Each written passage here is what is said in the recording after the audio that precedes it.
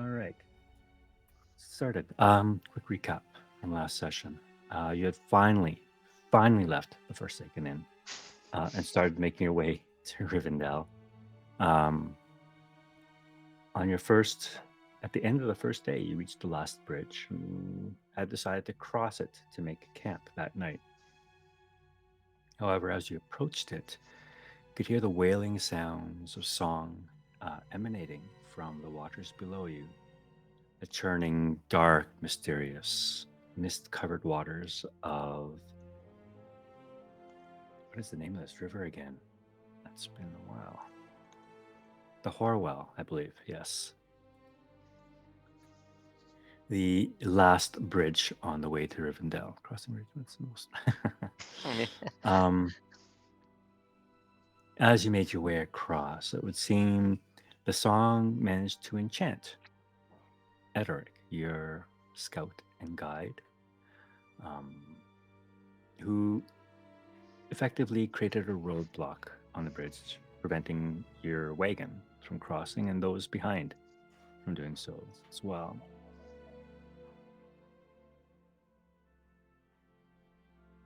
A lot of stuff happened after that. Um, um, Mython, I think, tried to forcibly remove Ederic, could not break the charm.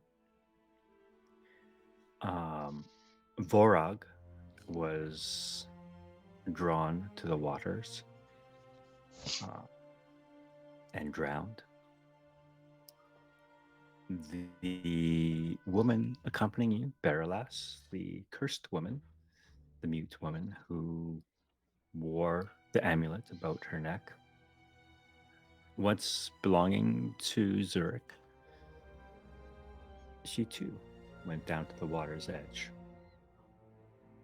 followed by her guardian, her Hirilon, who was unable to prevent her from entering the waters, as Zurich was distracted by trying to recover Vorag. Chaos ensued. Vorag was lost. Baralas was drawn into the waters, into the arms of a wraith like creature.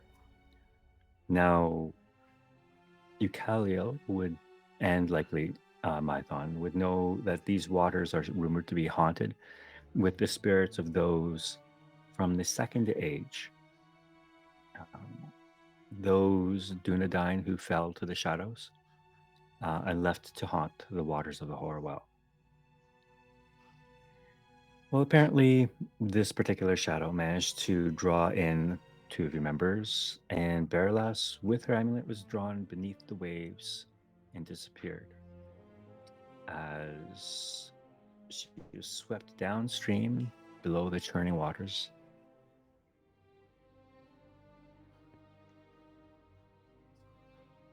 Hold on 1 second, something just froze on me. Turk. And I want to mention that only Turk saw this at this moment. Um, saw the what looked to be gold flowing downstream, and you realize that it is pieces of the amulet. It looked like the amulet was shattered. Perhaps it would hit a rock when it entered the waters, and the various pieces scattered. Um, and in their midst was a ring. The ring itself was enveloped with the shadow of this wraith or whatever specter this might be, and swept downstream. After a little bit of a moment to contemplate what just happened, to reflect on what you just bore witness to, the fact that you have lost three members of your party, Vorag, Edras, who was struck down by Mython, and Baralas, along with the amulet, which ended up being a ring. You compared notes and realized that ring that was swept away downstream was most likely one of the 7 rings of power given to the dwarf lords.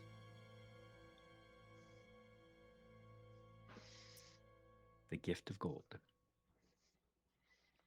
And I think that is where we ended. Did I miss anything, or did you want to expand on something I mentioned there? Well, we can't forget Eucalion's daring rescue and attempted rescue of the people in the water. All right, Eucalia went bungee jumping, Yes. not once but twice. Yeah. She at least saved someone. It wasn't completely useless. But yeah, that's the Uh, only thing I could think of. yeah, Um, tactical mode is still up too, so you can um, see that how things have transpired. Mython, you actually dove into the waters trying to recover. I can't recall if it was Barlass or the ring, maybe both. Um, I think I was going after the girl. right. Unfortunately, in your last ditch attempts to save either, you were unfortunately unsuccessful, and both were swept downstream. Now, everyone manages to pull themselves to shore safely as the songs of the siren of the Orwell have diminished, and only the raging waters remain. And it is now nightfall. So we've all gathered on the other side. Everyone is now on the other side, yeah? Here, Linon and Vig are still on the far shore. If you look in Okay, your tactical map, you'll see that they're still down there, uh, gotcha. combing the shore to see if their Vorag or Barolas might have washed ashore Yeah, further and downstream. Zurich is just resting his forehead on that pylon there. Just can't believe what happened. and in character, Turk will not mention seeing the flashes of gold that he saw on the bottom of the stream. So he'll go down and perhaps try to help the dwarves if they can see any um, leftover, or I don't want to say leftover. Um, Try to help them recover Vorag, and then afterwards maybe work his way back up the stream and see if he can try to recover some of that gold. Links at the bottom of this raging river, sure. Well, it can't be What would that far Mython down. If, and if, I, if I could see it, it can't be that far down. You went under the water the though to look waters can be for it, if I remember deceptive? correctly. I'm sorry, what did he do? I thought that Turk had gone under the water, same as Myvon, and that's how he was able to spot it. Oh, did you? I didn't watch the video again. Did that actually I happen in the didn't video? either. I don't recall Turk diving into the waters. I think you might have seen it from the bridge. Gotcha. Okay. Like when I think Turk might have been like just standing up here and watching. Hmm. How deep is the water where my thought is? Quite deep actually. The river, even 5 feet from the shore, you're already 4 feet deep. So by the time you hit the middle of the river, it's easily like 15, 20 feet deep.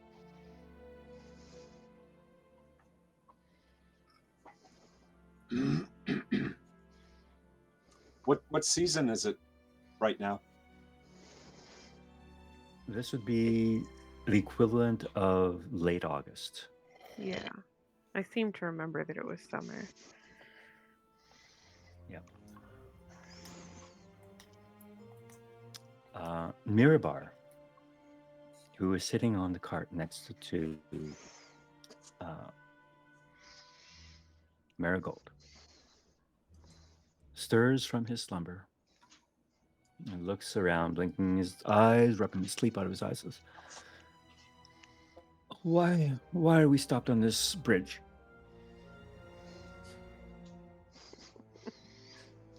Where is everyone? What happened to Edric? I'm like He climbing looks up on the around bridge, just and drenching wet. Callia pulls herself up. How are you getting to shore, Mython? That's a good question. Did he take the rope? I don't remember if he Yes, took I the think you rope. had ropes. Yeah. We can pull you up or, That's move fine. it to shore and then pull you from there. Yeah. Turk was anchorman with the rope, and he had it wrapped around one of the pylons, so Gotcha. he'll help with that. I mean, he's not of dwarf strength, but he is stout for a hobbit. Hmm. Yeah, as long as it's tied off someplace secure, you should be fine to pull yourself up, Mython.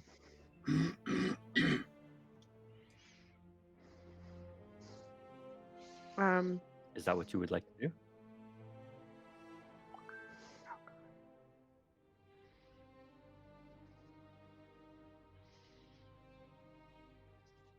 Mython? Yes. Okay. Sorry, I was muted. All right. No worries. All right, so you pull yourself up onto the bridge alongside Calliel then.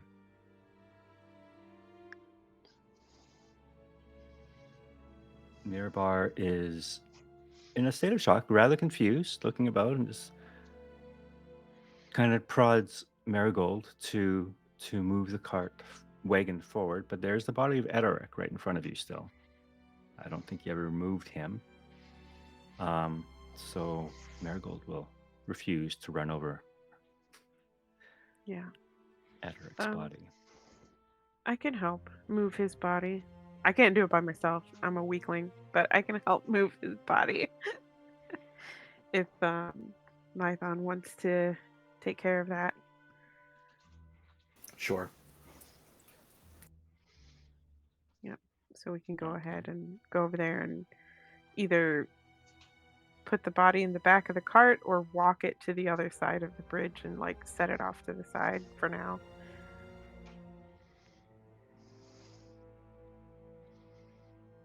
And while they are doing that, Goldie, what are you doing? I know you went downstream a little bit along the banks. Yeah, after not seeing shit in the water, I'll probably just turn around and try to like look around, make sure that no one's in this side. Um, danger wise, I feel like Goldie's in high alert, seeing and see if someone's waiting to attack us once we cross the bridge, or if it was just a quick thing.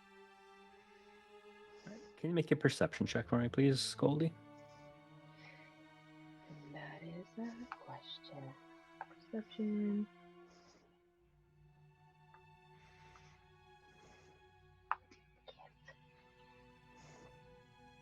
Nine. All right. As are you making your way back towards the road then? Yeah, I would have like waddle my way up slowly, just looking around, but my way back slowly. Okay. With a 9, you don't see any particular threats nearby. The raging waters right next to you kind of drown out any kind of noise you might hear. It isn't until you get to the road and you're beside Eucaliel and Mython, who are clearing Edaric's body. Can I get Mython and Eucaliel also to make perception checks for me, please? Okay. I would say I had my dagger out the whole time. I did not put it away. Perception. Sorry.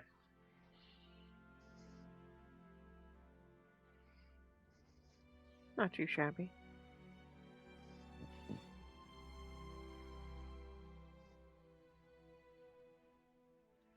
Both of you, despite the roaring river mere yards away, you can hear the distant sound of hooves coming towards you. From the Trollshaw's side or from the other side? From the Trollshaw side, Okay. in the direction you are headed. Okay.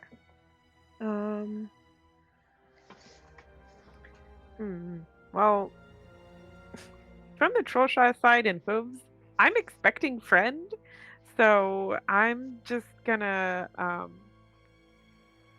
I'll just kind of like call back to those that are close to us and say there's someone coming, and step forward to greet whoever is coming down the road. All right. Turk will coil up the rope. Sure. Okay. I'm sorry. Turk's going to coil up the rope and go down to the dwarven side of the river. All right. Would you like to enter the waters?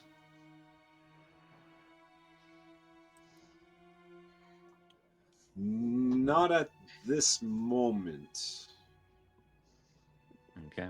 As far as you could tell, like the glints of gold were there roughly.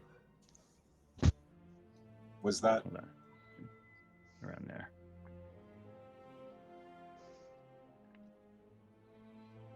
In the deepest part of the rivers. Oh. I should say for hobbits, right. probably like the banks are deep. Could you repeat, please? If for hobbits, the banks will probably be too deep already.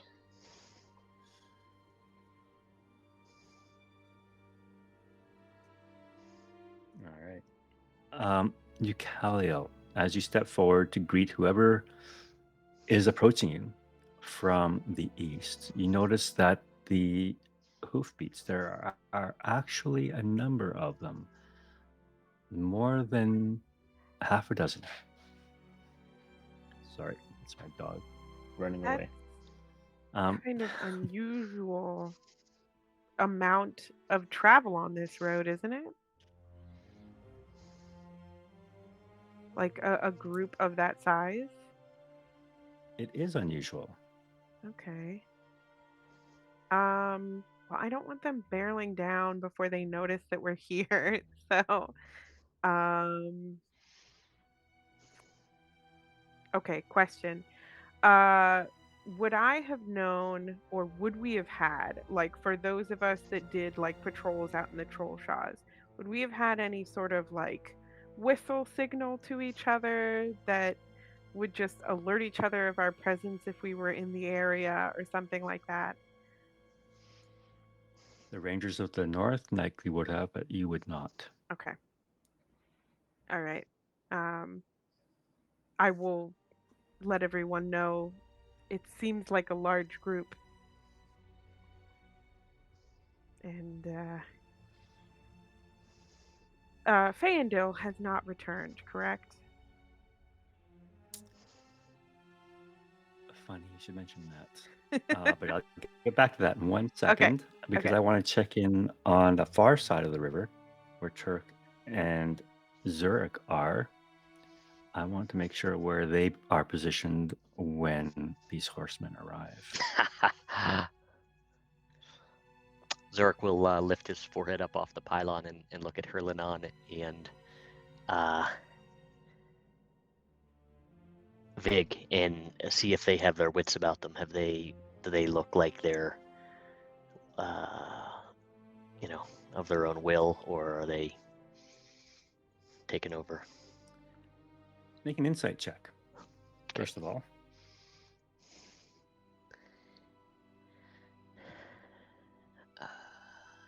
Insight.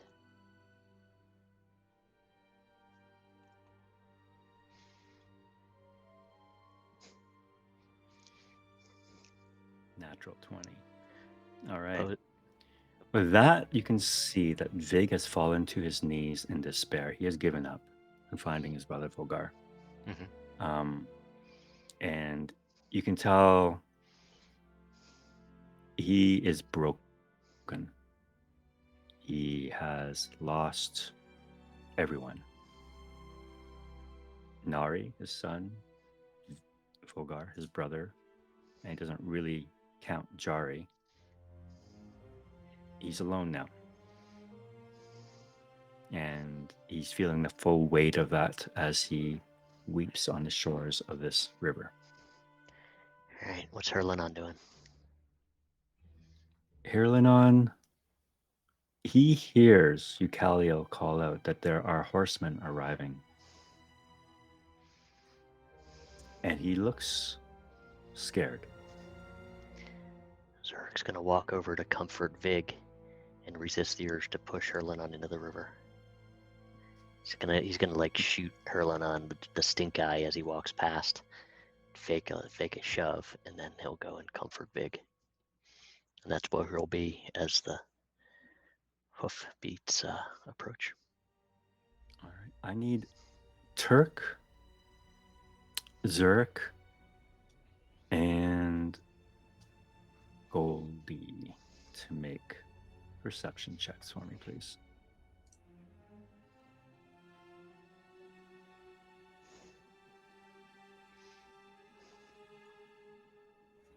Wow. 13.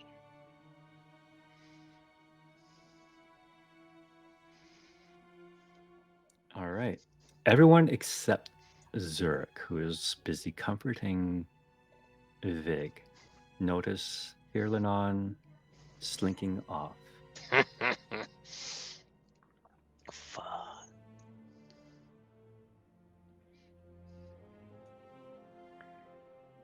Good riddance. Although I don't know he's leaving. Till we meet again, douchebag. Is it? You let him go. Who's I that? will. Hey, I don't I'm notice. close. Yeah, I'm close to Maidon and Eucalio. I will go. And I'll whisper. Herlanon is gone. Should we go? Should we pay attention to that? Do we want him behind us?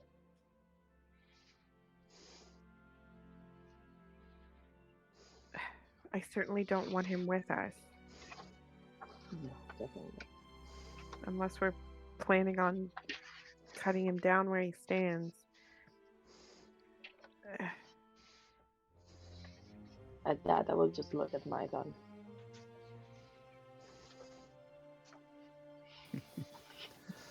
I mean, Maidon concurs with Eucalio. He doesn't want him with us either.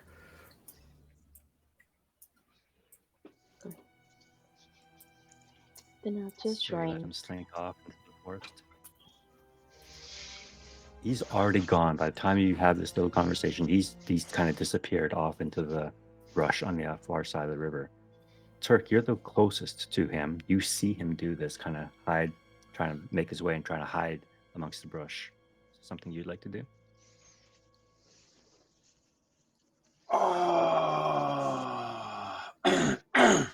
Excuse me, sorry.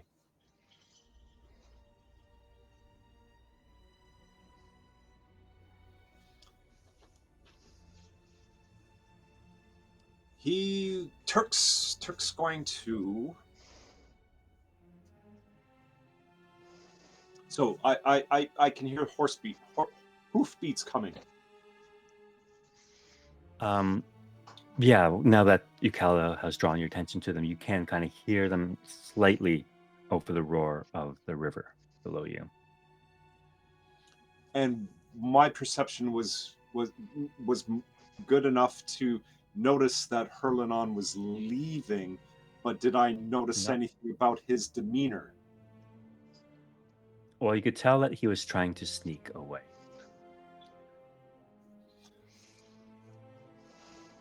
Damn, curiosity's going to kill this Turk named Cat, or Cat named Turk. He's going to try to follow, at least for a little while. All right. I need you to make a stealth check for me, please. This is awesome. With the raging river, any bonus? Good point as well in the text. Oh, that's right. That's right. I forgot to mention that. I forgot to do that. Thank you for reminding me. You're welcome. Yeah, I'll give you advantage with the darkness, uncovered darkness, and the raging river. Sure. Oh God! You're good at Okay. it too. All right. The rest of you kind of see Turk sneakily going off into the forest behind Hirlanon. Well, Before we those proceed any those further, with I'm an going to eye have you guys shot. all make that Christmas saving throws for everyone, please. Ah. I will roll for Marigold.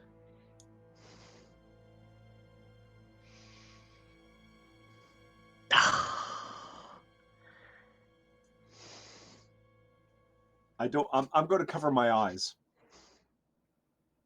Oh, and hobbits have advantage. Hobbits have advantage. I'll roll again. Do I need to roll again? What did you roll? 12. 12. Yes, you need to roll again. Oh no.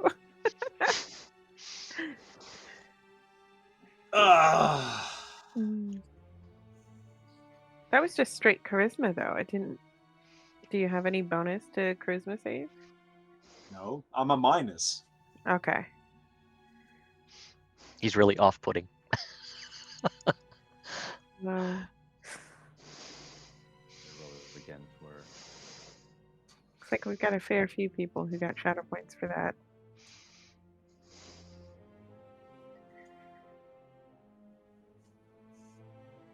All right. So Marigold gets a shadow. Anyone under a 15 will gain 1 shadow point.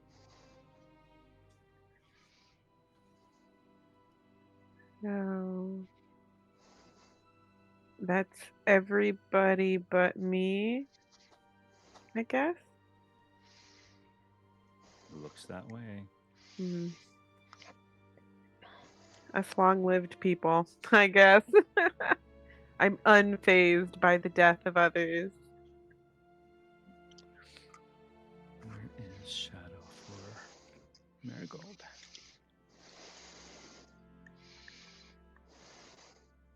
Nope, doesn't have any shadow tracker. Oh, there it is.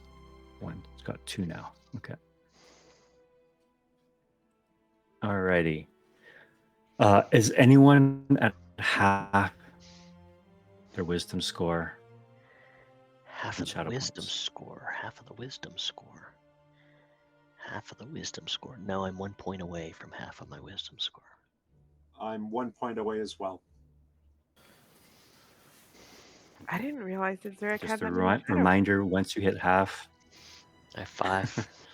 as soon as you reach half your wisdom score and shadow points, you are miserable, what I is think it it's called.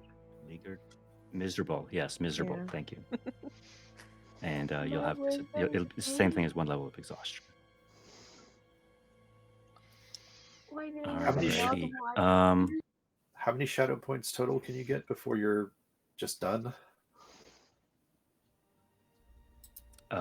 Once you hit your wisdom score, then you are the next level of. You have to have like an outburst or something. You have to have some sort of manifestation of that shadow, and you'll have a permanent shadow scar. Yeah, I believe that's how it works. it's pretty I'll have to double check complex. that. Yeah, it's pretty complex. But is there a maximum number that you can get before you just become incorrigibly evil and become an NPC? Yeah. There is. Yeah. You can totally give into the dark side for sure. But you guys are far from that right now. Well, I just for the purpose of tracking, I'd like to set up my tracker to. Sure. Well, I'll cover that off with you after between sessions, because you guys aren't in that position now. But we'll deal with that later. All right. So, with Turk following Irlanon, you hear a sudden flutter of wings, Eucalio, Mm-hmm. as your familiar comes flying towards Yay! you. Fando! And as he comes to rest on your shoulder, you can see in the distance the shadowy figure of the horsemen. They're kind of, the moonlight kind of catching what looks to be metal armor beneath their cloaks as they come rushing towards you. Okay. Does it look elven? Do they look familiar at all? Go ahead and make a perception check. Okay.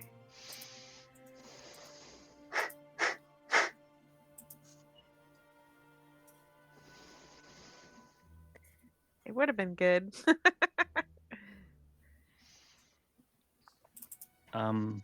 It's still too far. By the time you'll be able to recognize them, they'll be pretty much upon you.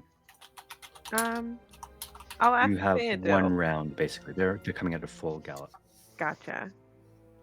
I'll just turn to Fandil and just say, "Are these friends?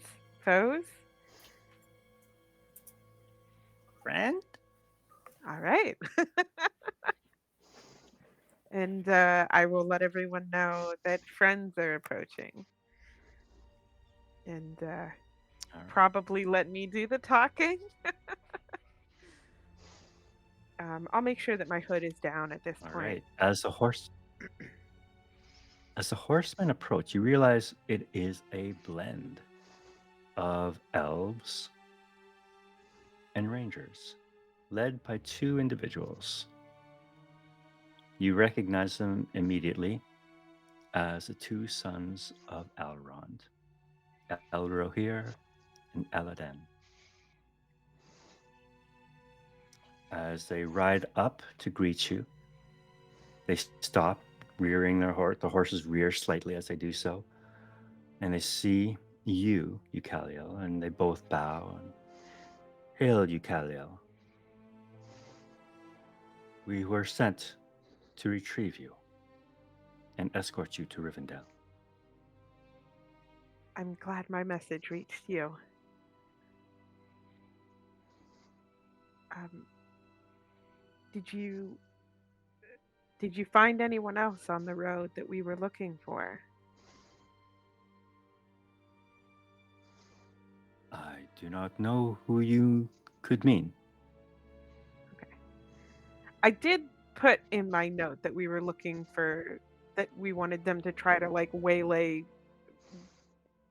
two women who were traveling in that direction. Mhm. But it's fine if they didn't see That them. doesn't necessarily mean that these that the sons of Elrond might Gotcha. have read Yes. We just had a difficult incident at the bridge, so might take a moment for us to that. gather Do you need ourselves. assistance? Say again. Do you require assistance? Um, I would appreciate it. I'm sure that there is something that you can help with. I think we may have. I know we've lost a few people into the river, but I don't know if they're retrievable. He yells a command in Elvish. You understand it to be search down the river, search down the banks of the river to see if there are survivors. And you see a number of scouts dismount and scramble along the river downstream. I think when they're heading off, I will just warn that there was a wraith and it went downriver, so be careful. Or some sort of. If it wasn't a wraith, I would say something else, but there was some sort of spirit and it went downriver. They look surprised when you mention the word of a wraith, but they just nod grimly at you. Then they turn their attention to you, Mython, and they bow to you. Hail, Mython. Hail. Do I recognize any of them? And well, you recognize these two as the sons of Elrond, and the some of the Dunedain. There are roughly a dozen of them, half elf, half rangers. The other rangers you do recognize. They're typically patrolling more parts of the angle. They don't really leave the angle. These ones are more like junior type rangers. But you do know of them. Okay.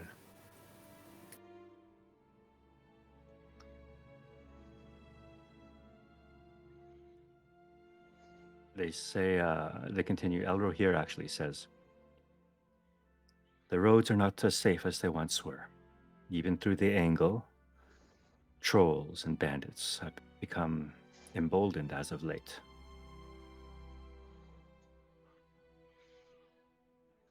And there are rumors that there are even those among the Dunedain who would rise up against us.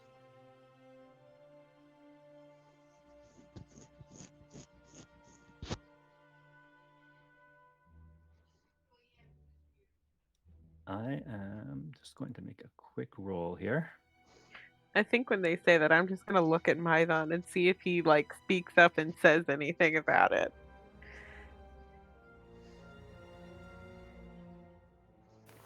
I don't know if this is the best place to have this conversation, though. True. That's why I was checking to see if Mython was gonna say something. If he wasn't, then I would just keep my mouth shut and wait until later. I think he'll say, there's something I must speak to you about on that topic, but here and now is not this is neither the best place nor time. Agreed.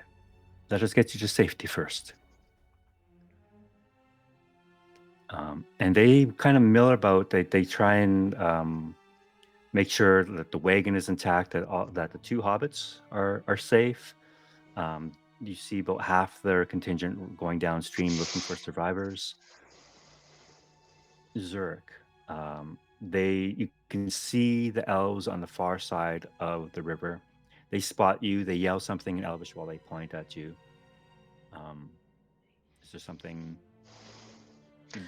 Vig is still inconsolable. I'll just put my arm under Vig's armpit and say,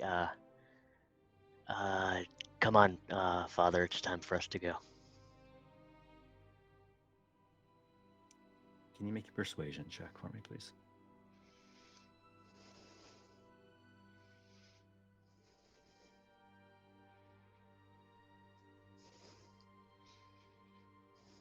Nice. All right.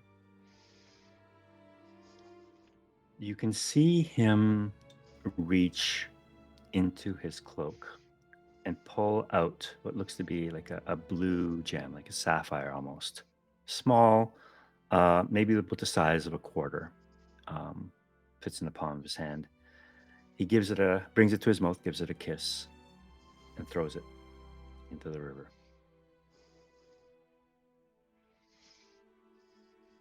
Yeah, no He action. slowly gets up. Yep. Says,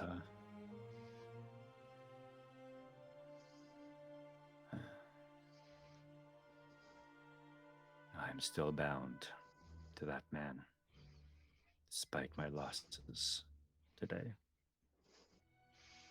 We'll take care of that. I'm your kin now.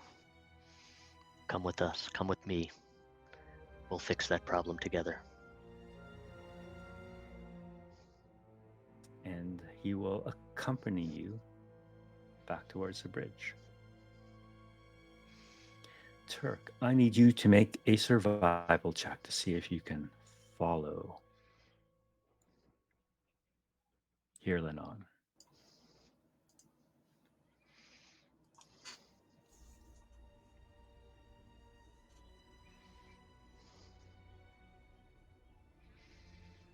All right. I need you to make a perception check too to see if you can still see him. going to be making a secret roll back here to see his stealth. It's contested.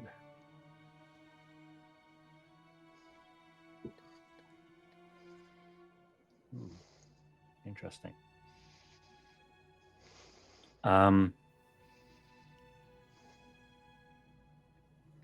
As you're making your way further and further away from the river, the sounds of the crashing waves slowly recedes. You can hear voices behind you.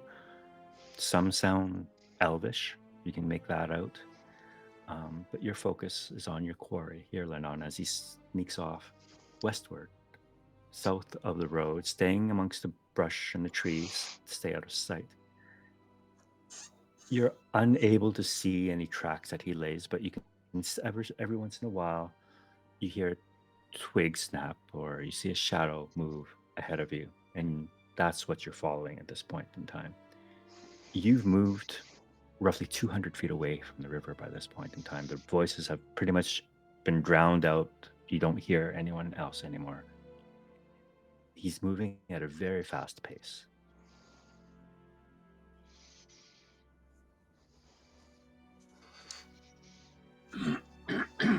So chances are, I mean, he's a human. He's running.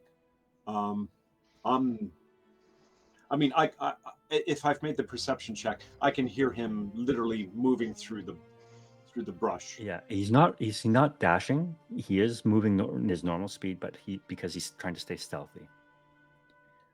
So if you want to catch him, you can give up your stealth and just sprint after him.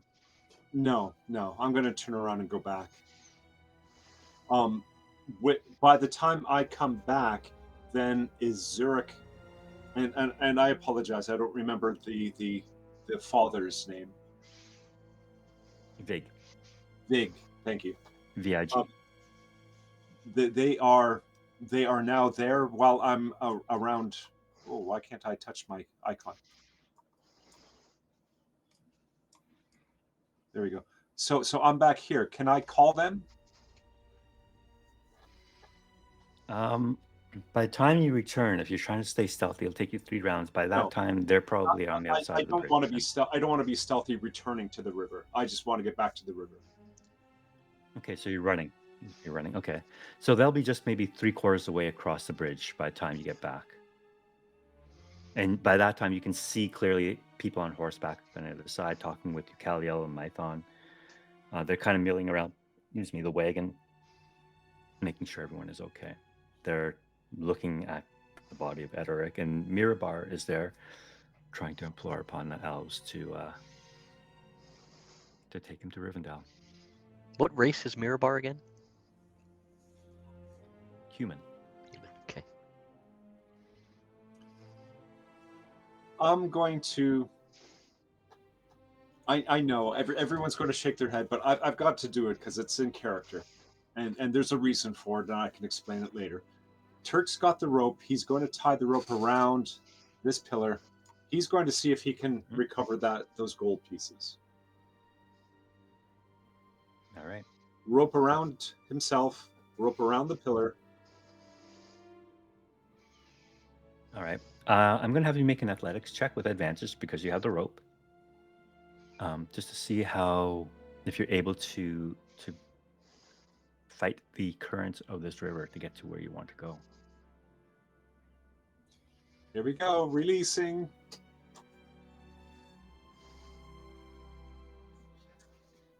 Okay, that's good enough. It'll take you some time. 1,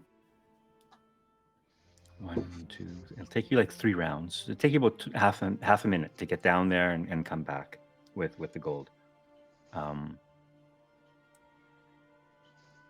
In the meantime, I will roll to see if anyone notices you go into the water. Do I get a stealth check or no? I guess. Can't really be stealthy in the water. You can be stealthy going in. Yeah, so go ahead and make a stealth check just to see if you can sneak into the water unseen. And just straight stealth rather than advantage because of the crashing waves and. It'll be straight stealth because there are elves actively looking for people on the other side. Okay. You still manage to evade the elves as they are looking for people. They're looking for, I guess they're looking more downstream and not really looking around the bridge. So yeah, you're in the water and you're fishing around for some gold pieces at the bottom of the river. In the meantime, on the other side of the bridge,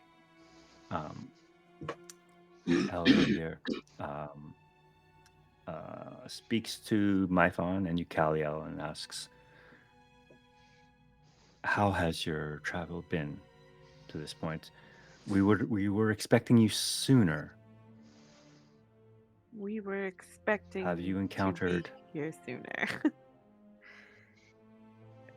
We have encountered a series of complications that I think it would be best to discuss once we reach our destination and the company is a little less mixed.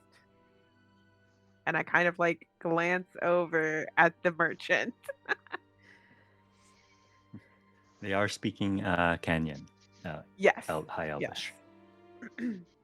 But I also like I know the fact that while I can speak secretively in Kenya, it makes it so that nobody else can contribute to the conversation. So I'm trying to be nice and being like, I want to get everybody in on this conversation.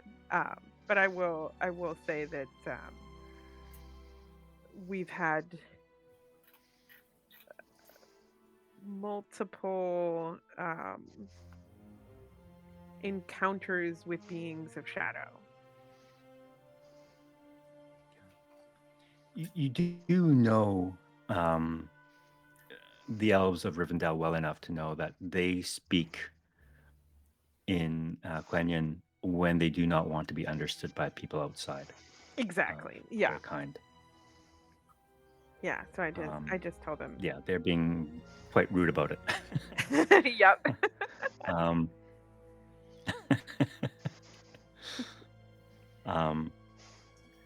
So they look around and they say, "And who is this merchant you bring with you?" Well, for information on an artifact that we have since misplaced, I agreed to vouch for him before the people in charge at Rivendell. He would like to ask for some trade agreement. He's And much more harmless than he used to be. just give a nod. And then they look past the cart and they see the two dwarves. Mm-hmm. And what of them? Last time we invited dwarves to Rivendell, they did not respect our hospitality. I point out Zurich and say he's been traveling with me. Seems a respectable person. He definitely respects property, so I don't think that we'll have any problems with that. And the man next to him is someone in the service of the merchant. I see. You do understand that as guests of Rivendell, they will be your responsibility. I do. I vouch for them. I do think it's still a good Very well, idea then. to blindfold You're- them on the entrance, but I do vouch for them. Very well. And the hobbits, we have no qualms about your father. What about my father? He is worried about you. I can send riders ahead to tell him that you are safe. Worried? Is he so worried that he would ride out to find me? Can he not wait until we get there? It is his worry that Master Elrond ordered us to come find you.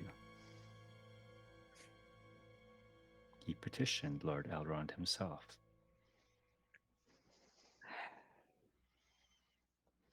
I will send Fayendel. That might comfort him more. As you wish. And I just turn to Fayendel and um, ask him to go comfort my father. Reassure him. Okay. And just flutter of wings, and he just takes off down the road. I don't need to send a message. Just the presence of Fayendel will assure him that I'm fine. Mython, you notice one of the rangers, he's looking at you, and he's trying to catch your attention to have a private word with you.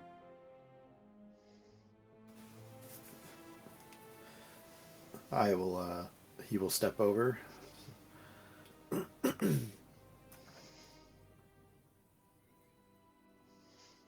He bows to you and says,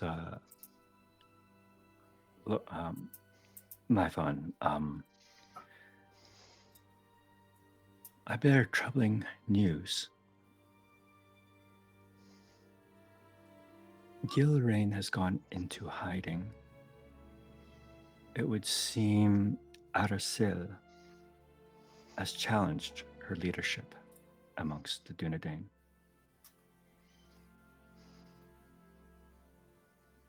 Arasil is now in control of the Angle.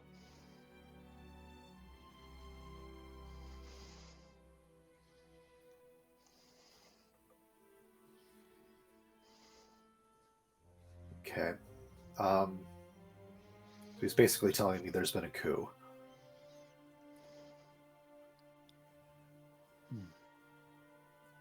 In the loosest of terms, because the chieftain is still officially Aragon, but he's gone, and he never really appointed a leader in his absence.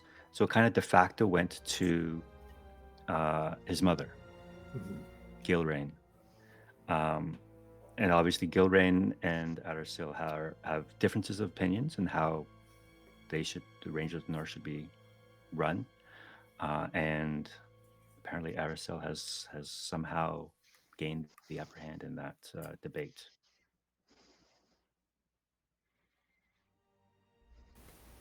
Okay.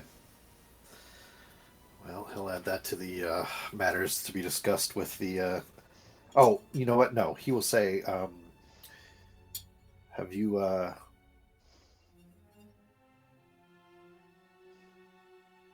made Lord Elrond and his kin aware of this? Not at the moment. We rendezvoused with Elrohir at the mound. We have not had a chance to parley with Elrond. I do not believe Gilrain has either, as she is in hiding.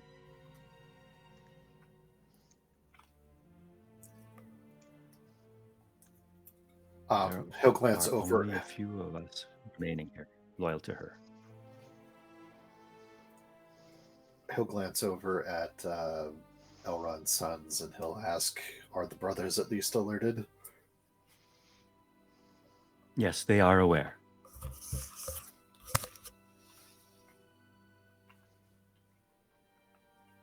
And I believe that is why you have such a large escort now, to ensure your safe arrival at Rivendell. Better late than never.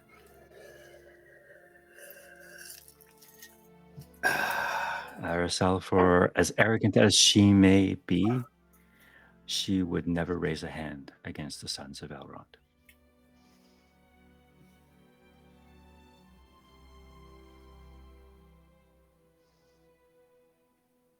Perhaps, for the time being.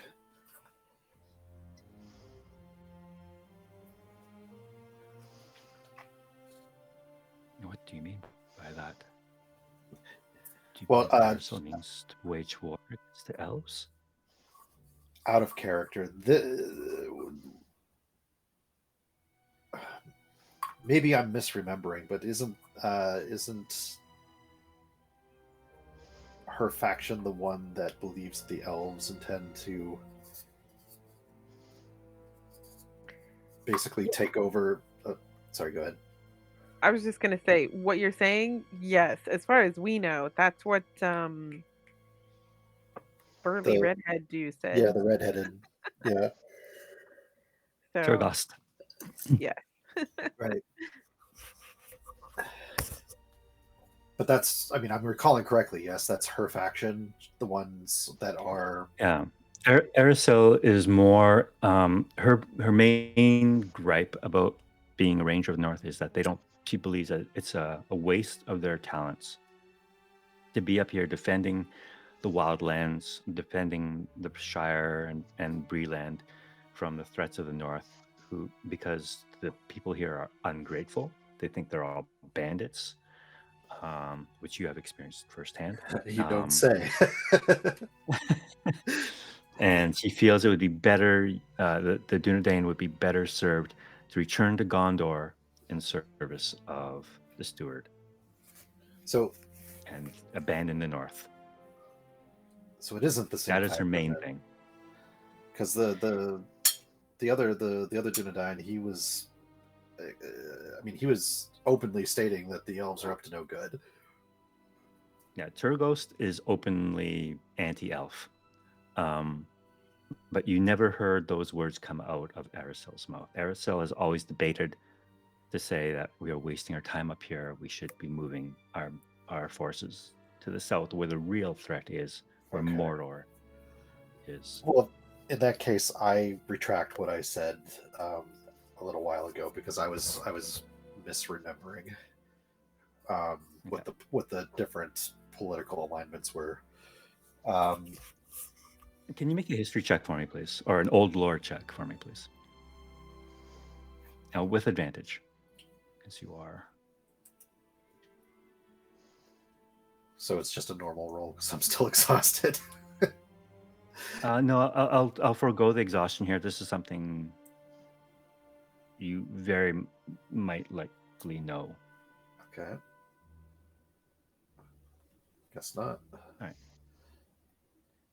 That's good enough. You know that Erisel has had a good relationship with the elves of Rivendell in the past. In fact, you recall forays, joint forays between Elvenkind and the Dunedain that she led, riding side by side with Elrohir to fight off threats of trolls and orcs that have been invading these lands.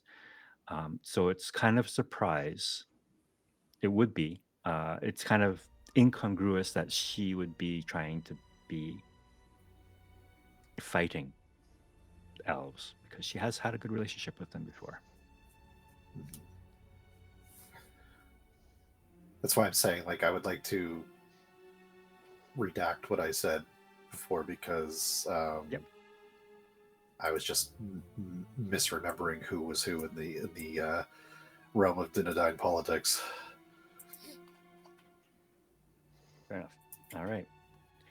So with that being said, the contingent of elves that went downstream looking for people return, shaking their heads, indicating that they were unable to find any survivors downstream. This just kind of sets Vig off once more. But you can see him trying to keep it together, literally biting his lower lip. You can kind of see his beard kind of curling in as he does that. And Elrohir says, we must make haste. I dare not dwell by this bridge any longer than we need to. I'm going to have Turk make a perception check to see if he can find that gold again. I thought I had. No? You saw it when it went in, but the river has still continued to move the gold and whatnot around, right? It's not just going to be sitting down there. Okay. So you know kind of where to look. So I'll give you advantage on the roll. Okay. It's all But good. it'll be disadvantaged because it is turbulent dark waters.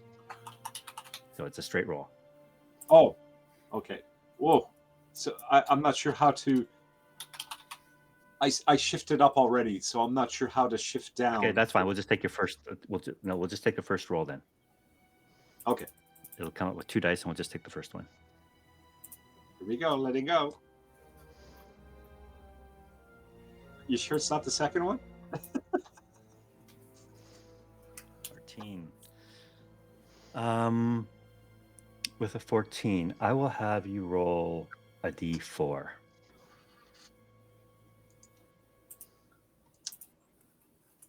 And we'll subtract 1 from that roll. 1. You managed to recover 1 of the pieces.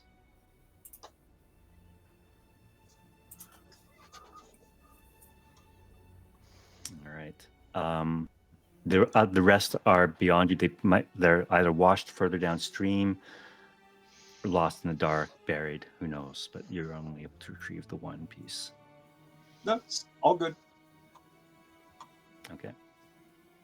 All right.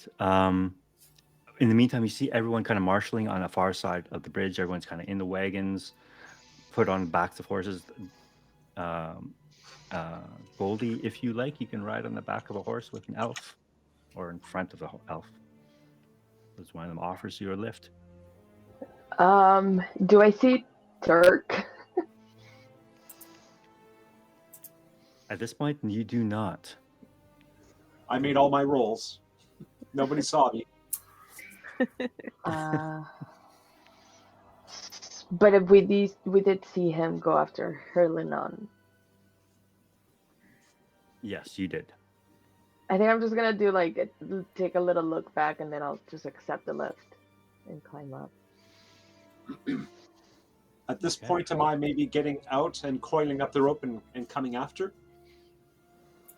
No, you're still kind of fishing around down there. So unless somebody speaks up and tells you, "Hey, we got one more hobbit in the water back there," Nobody you're knows. going to start leaving. I feel like I would do a head count and be like, we're missing one.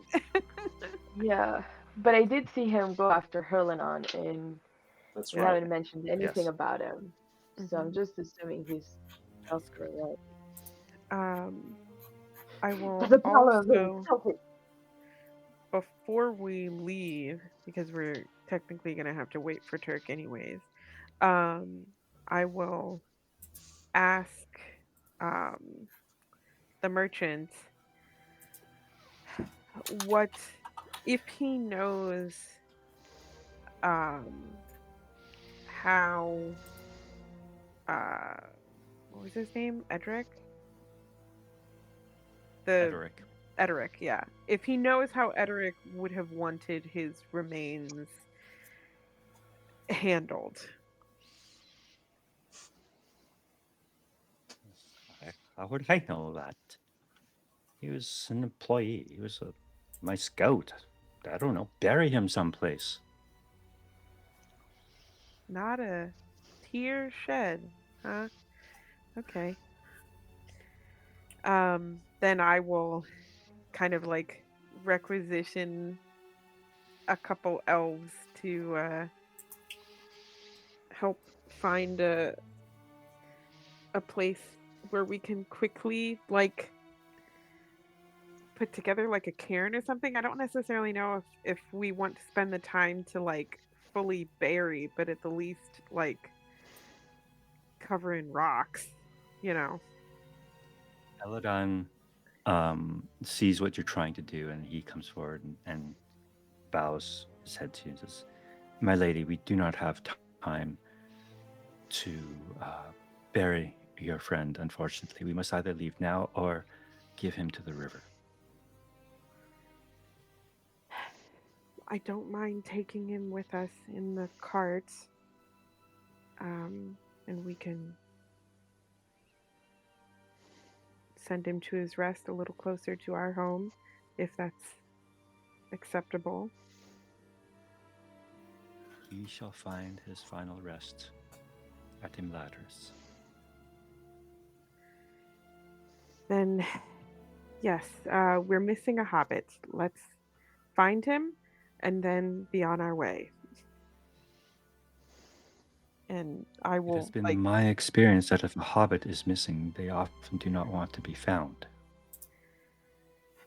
that may be true, but in my experience of Turk, he would be very upset if we just left him to his own devices and left on our way. So I will go check for him, and I will head back No, to the. no, my lady, stay.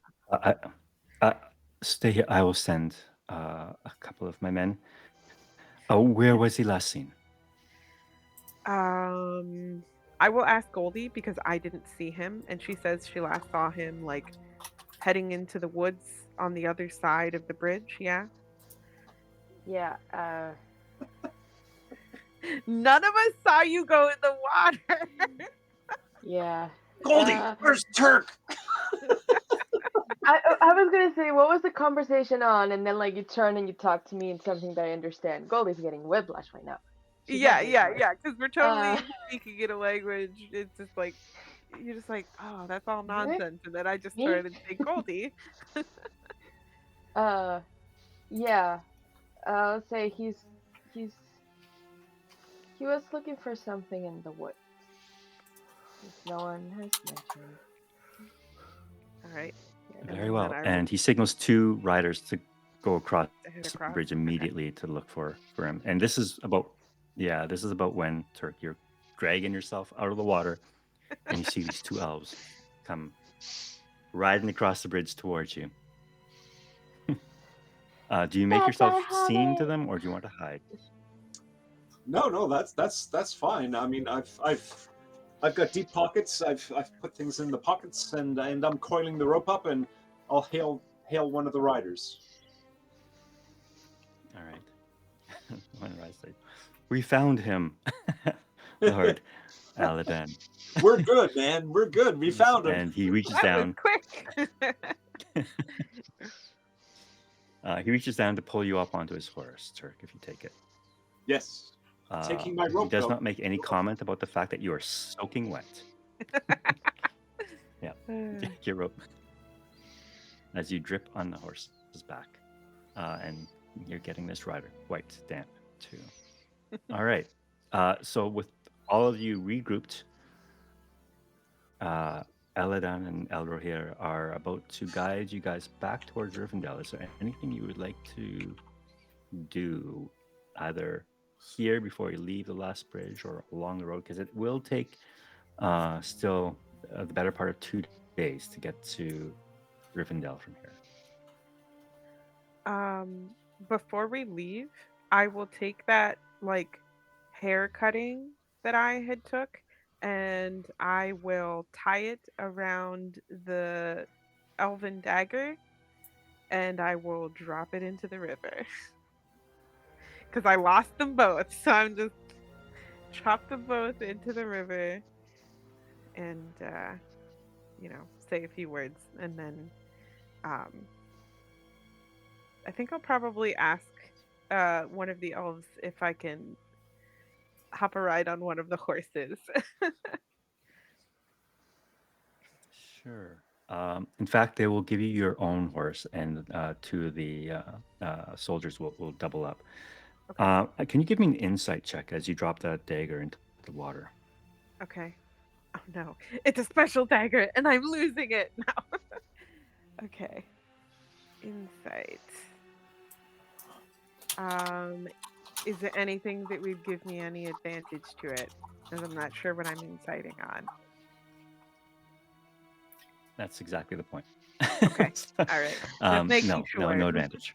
No. So, disadvantage. 9. 9. All right. As you say a few words of remembrance, and you tie the hair to the dagger, and then you toss it over the bridge. you get a strange feeling. It's just kind of a swelling of emotion, briefly, of thanks Okay. and of hope. Well, at least it's a good emotion. I was like, oh no, have I done something It wrong? is a good one. Okay. All right. And with that, you all saddle up and head to Rivendell.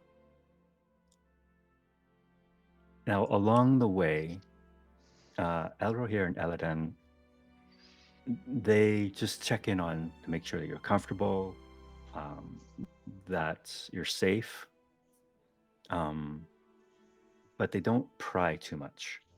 You can tell that they're curious about you and your travels, and what happened at the last bridge, but they don't pry unless any of you are willing to come forth with that information.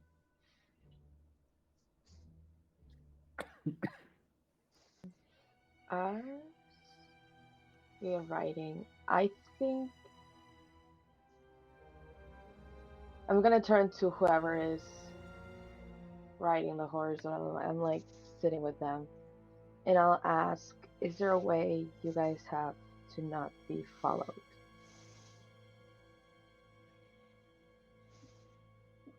To not be followed?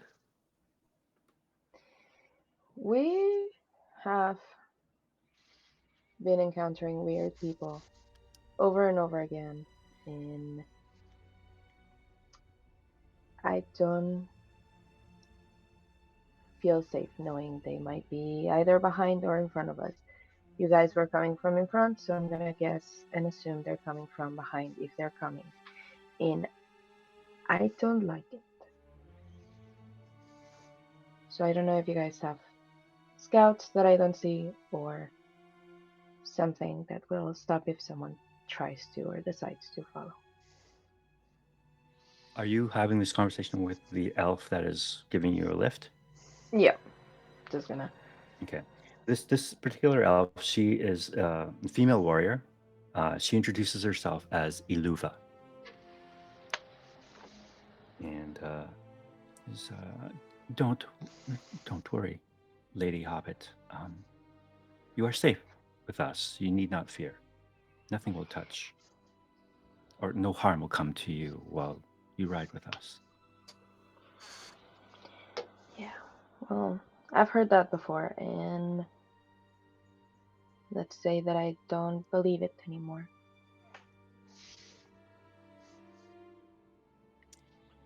She looks at you curiously and says, I have not met many hobbits in my time here, but I was always under the impression that your folk were optimistic and not fearful, yet I feel that from you, and I feel sorrow that gentle Well, folk such as yourself. if we had met, let's say, 30 days ago or so, probably would have invited you for tea and have a pleasant conversation. Um, um, we are a happy folk, and some people think we are simple folk. I just now understand that we are just naive and that everyone around us is not who they seem to be.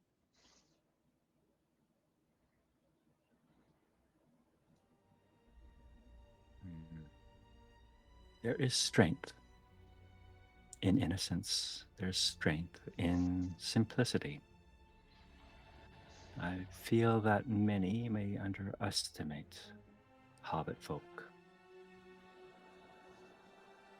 You have a strength within you, I can feel it.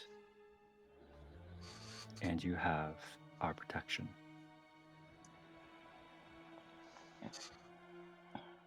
Thank you.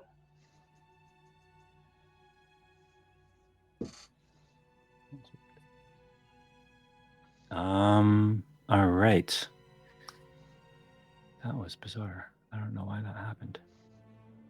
I think my alchemy's a little possessed. It's just starting to change screens on me on its own. All right. So you make your way over a couple of days through the troll shaws. Yes. No. Sorry. Okay. Sorry. No, it's bizarre. It just changed on me. I was just looking at it and it just changed on me to another scene. It's what the heck is happening? All right. So let's go here then. I think in our As travels. Oh, sorry. you get closer. No, go ahead. I think in our travels, not long after we start moving, I will let the elves know to keep an eye out for a Gondorian man, and I give a brief description of him and say that he was with our group.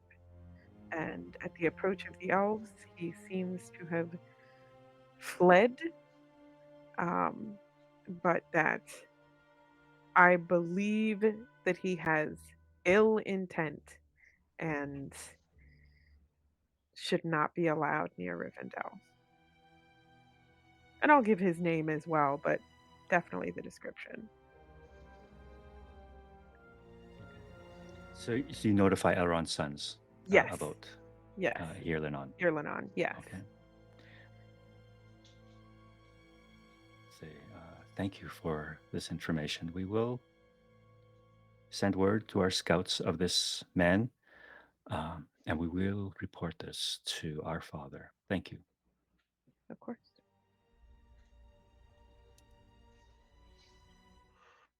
After 2 days, you finally approach Rivendell. How does Eucaliel feel coming back here? Well, she's very, very happy to see the safe haven of Imladris. The place that she has spent her entire life. But there's also quite a bit of low key dread, um, because even though she hasn't really shared it with any of the rest of the fellowship, like she knows that her father might not let her leave again. So she's just kind of like, uh, I'm happy to be home, but there's so much more to be done. Um, and she also just kind of feels a little, um, like, even though she is so much older than everyone else, there's a little bit of like a loss of innocence kind of thing of like, you know, I went out and I tried to do these things. I wanted to prove that I could still do stuff in the world. And for the most part, I failed at all of the things that I tried to do. And so she's just like, wow, I thought I was so good at what I did, and I wasn't. So she's kind of like both happy to be home and also bummed out to be home.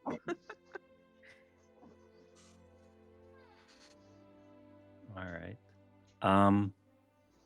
For the rest of you, except for maybe Mython, this will be your first time arriving at Rivendell.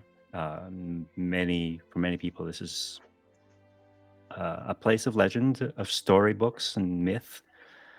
To know that it exists and now lies before you is something that most people in this world will never experience in their life. And as you approach the bridge of Rivendell, you see standing there on the other side a couple of people waiting. One is Elrond, and beside him stands your father, Eucaliel. Oof. There's Elrond. Yep. Yep.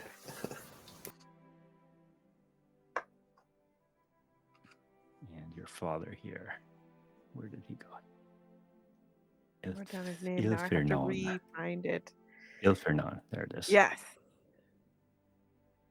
And you see sitting on his shoulder, your raven, Fandel. Rivendell. Good. As your wagon kind of pulls across the bridge, Mirabar immediately starts talking.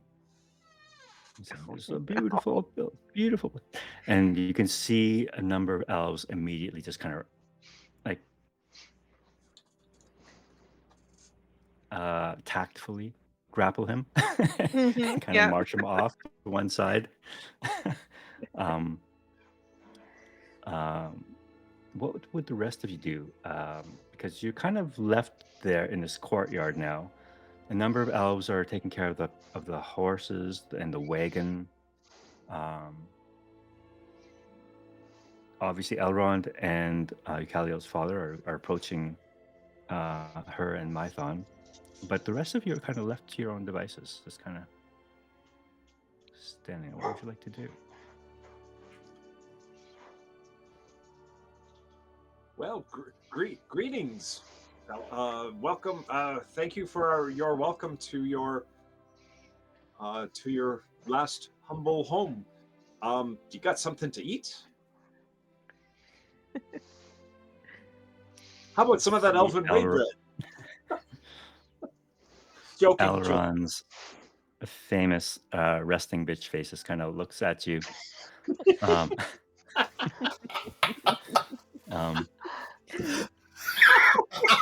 Yeah, pretty much. And he just kind of says, "Where are my manners? Welcome to Rivendell. We shall arrange for your rooms and lodging and, of course, meals for the hobbit folk specifically. Please allow my companions to escort you to your rooms. I wish to have a moment with Eucalio and Mython."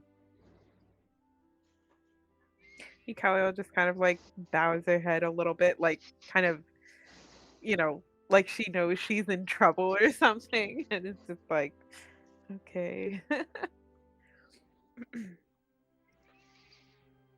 And as Elrond is about to dismiss you, Elro here kind of steps up and says, "Father," and he bows his head. "It is my understanding that members of this company may have information that you may wish to hear." And Elrond raises one eyebrow famously. And then we shall all meet on the east porch. Have a moment to collect your thoughts, get some rest, eat some food. And this evening, we shall take counsel upon the east porch. Eucalio, Mython, walk with me. Of course. And I follow. All right. So as the rest of you are escorted to your rooms in this place, this place is beautiful. I mean, maybe not to a dwarf, I don't know, but it is beautiful. The spanning vistas, like arches, buttresses, this an architectural feat, this place. And it blends so beautifully with the environment, the rocks, the waterfalls, the mountains. And you can hear this constant singing of elves in the background, just kind of filling this valley, and a sense of calm and peace comes over you. And you can start feeling those shadow points starting to melt away.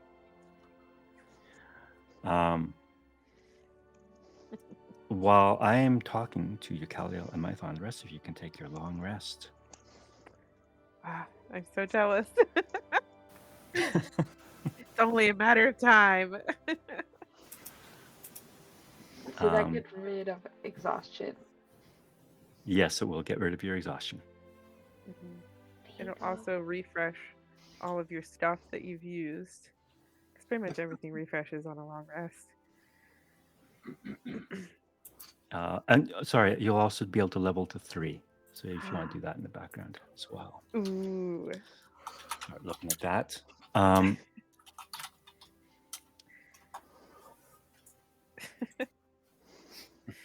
What, what was that? I was- We're just Vig laughing just about gives you a what Vic wink. said. oh, okay. I see. Vig just gives you a wink, and he's about to follow you, Zurich. When you hear Mirabar as he's being escorted away, Mirabar yells back, "Vig, unload the cart and get everything in storage." Zerk will pivot and turn around and help Vig with that chore. They'll do it together. Vig looks at you and gives you a warm smile. And Turk's willing to pitch in as well.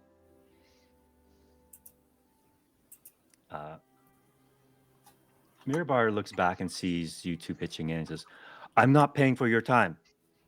I wouldn't take your coin even if you offered it. But I nudge Vig in the shoulder as if to say, yeah, I probably would.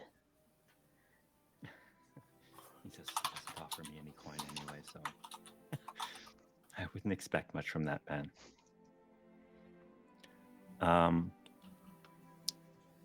As Elrond leads you and Mython away, you can see your father trailing behind you a few steps. He's waiting for his turn to speak with you. Because right now Elrond has the most pressing questions for you. Yeah, I was originally going to go and give him a hug, but when Elrond was like, I must speak with you, it's like, oh, the Lord goes first.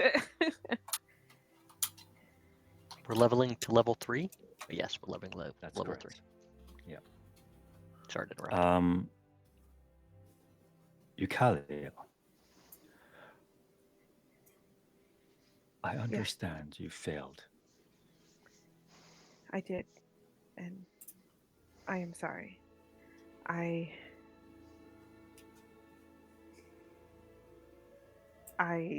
tried my best, and my best wasn't good enough. Tell me, what happened exactly? And you don't have to go through everything. I just want to ask you: do you tell him everything, or do you leave anything out, or want to embellish areas, or not? I think that with Elrond, she is going to be perfectly honest about what happened. However, she will um because she was kind of upset when Gandalf tried to imply that her killing that guy that she thought was going to kill the messenger was a bad thing. She's going to defend her decision in that particular case, but with everything else, she's just like laying down the facts as they happened. And as he's walking, he remains silent through your story, nodding occasionally, but otherwise really revealing no other emotion. And you realize you've walked the entire length of Rivendell and you've arrived at what would be considered the servants' quarters areas. Mm-hmm. And he says,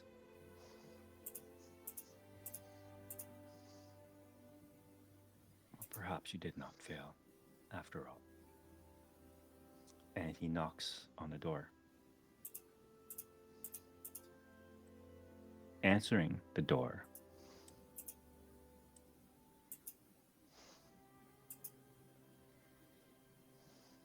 is this one.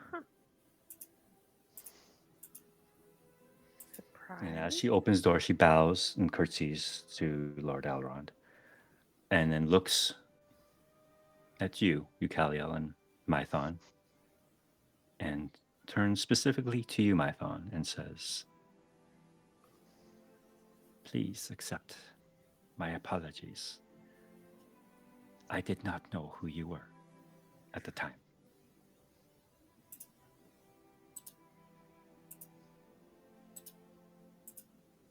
I'm who? Who That's is this? the school mistress, the one who almost killed you.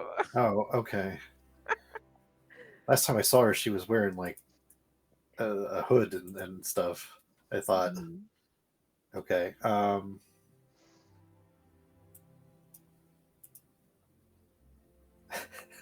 Madam, you stabbed me in the head from behind. I did indeed, and I am terribly sorry. And she bows deeply to you. It will not happen again. I should hope not.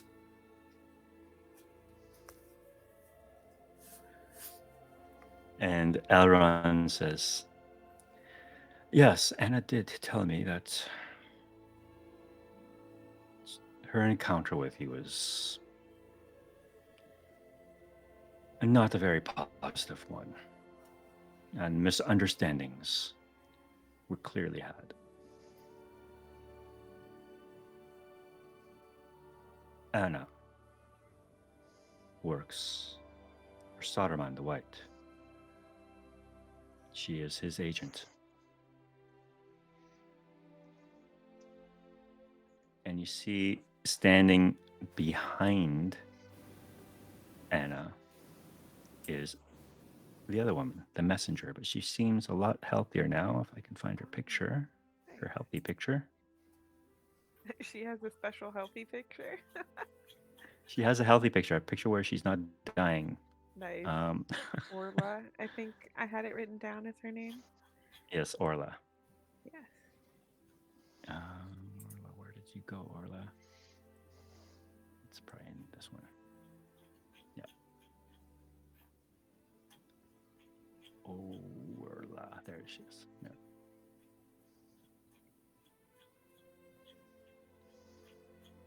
And you can see clearly that these two women could be sisters. Gotcha.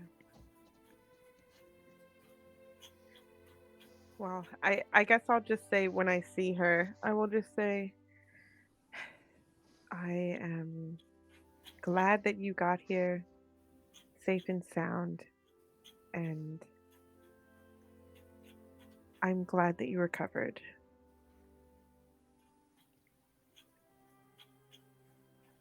She bows to you and says, "Thank you, you are too kind.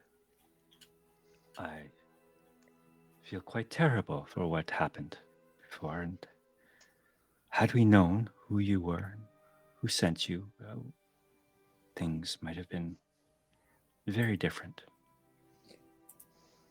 I apologize. I was led to believe that I needed to uh,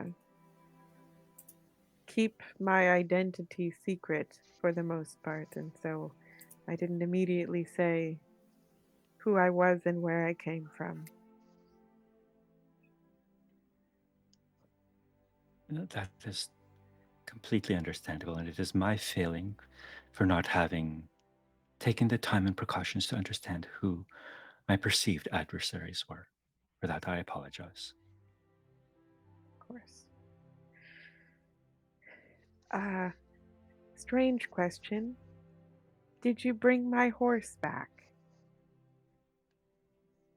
She smiles at that and says, "Yes, Good. your horse is a fine steed indeed." I'm And I'm I'm sorry for stealing your horse. I'm just glad you took care of him.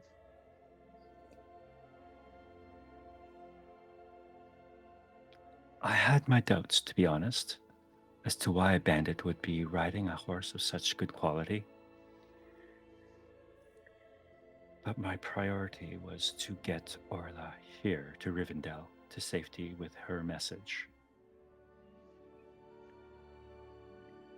Did she have another message? I know we intercepted the message.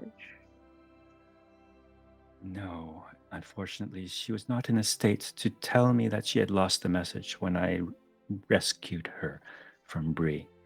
It was not until after I arrived here and she regained enough consciousness to relay to me that her message was stolen. Well, it was delivered. We has Gandalf arrived here ahead of us? Elrond speaks up and says, "No, Gandalf is not expected here for at least another 2 weeks." Ah. Well, we gave the message to him. Or yes, we gave it to him. We didn't keep it, right? The parchment, yeah, he took it, I think, once he realized there was black speech on it. Yeah, yeah. I'm not mentioning any of that in front of these ladies because I actually don't trust them. So I'm waiting until we leave here so I can talk to Elrond separately from that. um, but I am actually happy that they're alive and well.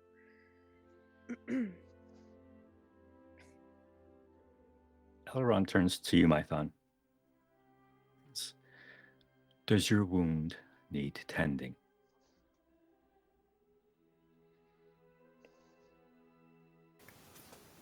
Wound. He's referring to a specific wound because I mean, The you one that mentioned Anna inflicted upon you. yeah, you mentioned that she Oh, stabbed I you in mean, the back of the head. yeah, I mean, like as a part of the overall package of injuries I've sustained, yes. He will say I could use some tending. I will have my healers attend to you then. But before you go, I do have one question for you as a Dunedain, an escort for you, Kaliel. There have been reports of Dunedain who do not believe or have fallen out of favor with Gilrain. Is this correct? Is unfortunately.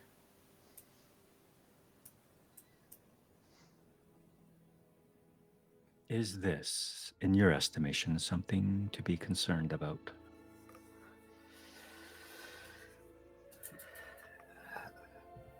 I believe it is. He raises an eyebrow at that.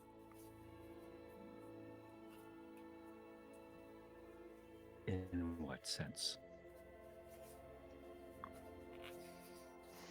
Is Rivendell in danger?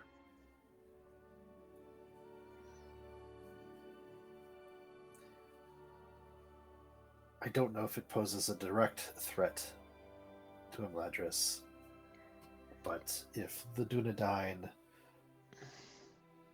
lessen their vigil over the north, there could be indirect consequences.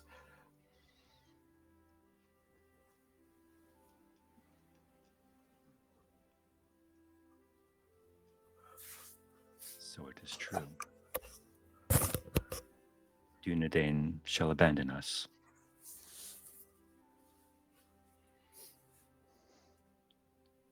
All of this time, Deucalion, you kind of feel your father hovering behind you.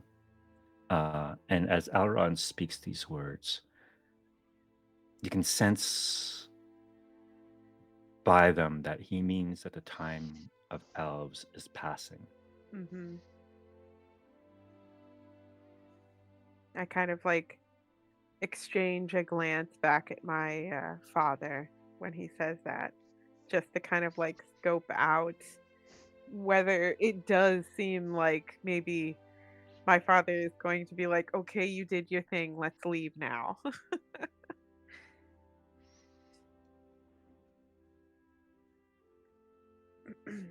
Elrond turns to you and says, turns to Anna and says, "We will be having council tonight. I would like you and Orla to join us and to provide us with your perspective and your own experiences in these matters. It would seem there is a threat rising in the north, and I would have all voices heard."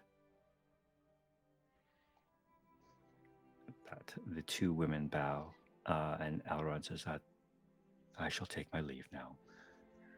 Uh, might I I have a believe your father wishes to have some words. uh, I just have one word to quickly speak with you, Lord Elrond. And I kind of like move away from where the the room that the women were in. Mhm. um, and I just say, even though the message that they carried has not arrived here yet, um, we were present when it was opened by Gandalf, and he discovered a hidden message written in black speech. And I tell him what the message, like I'll tell him about the overlying message and the secret message. And then I just say, I am not entirely sure of the loyalties of these servants of Saruman.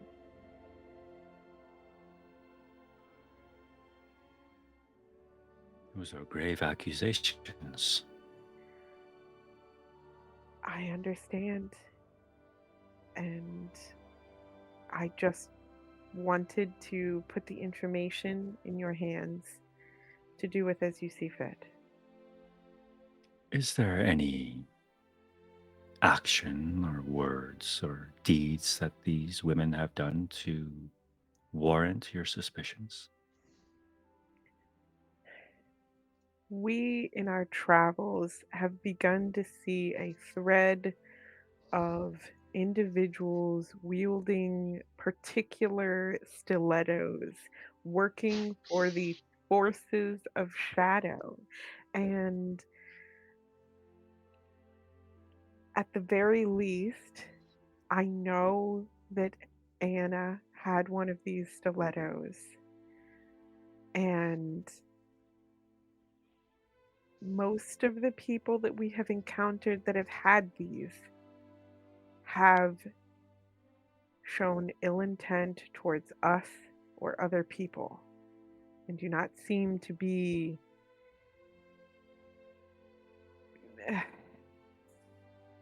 followers of someone as good as I've always been told that Saruman is. The weapon that you speak of is a common one amongst those from the Dunlendings, of which Anna and her sister Orla belong, as well as the man you killed in Bree. I suppose I'm just seeing a lot of things connecting together. These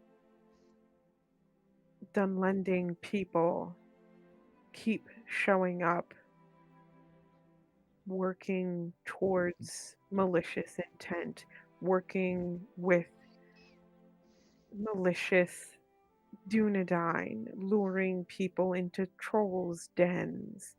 I I don't have all of the pieces,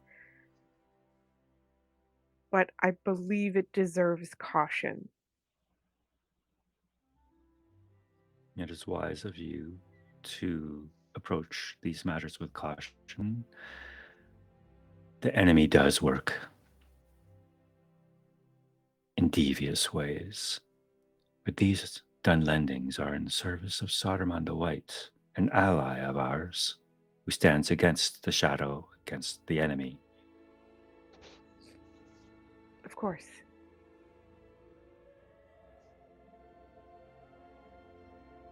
That's all I wanted to share. If you are able to come up with substantive proof of what you suspect, I would be very greatly interested in hearing about it. I will speak with the rest of my allies and we will see if we can put something together. He nods at that. This entire time, he has not smiled once, Of course. and he will just I don't think Yukaliel has either. Both like very serious people. and he walks away. As soon as he walks away, you hear your father rush up towards you, and he's got the biggest smile on his face as he pulls you into a warm hug. And I return the hug and say, I'm fine. I made it back safely. Everything's fine, Father. I've heard of your travels, of the dangers, the wraiths. Really, you've seen a wraith? I've seen multiple wraiths, Father. That is both terrifying and marvelous at the same time. And it is true. You, you killed a man. I did, in defense of someone who was defenseless. And he looks quickly over at you, Mython. And where were you in all of this? Were you not there to protect my daughter from such dangers? I was, but did you not hear the exchange? I was stabbed in the head at one point. It's quite harrowing. To be fair, though, this happened before that. Even a Dunedain cannot always stand toe to toe with the speed of an elf, Father. We were beset by many enemies on our way to the to the Vale. My apologies. I did not mean to offend, uh, Master Mython. I am simply happy that you have returned to Imladris, Eucaliel. And now that this nonsense of adventure is behind you,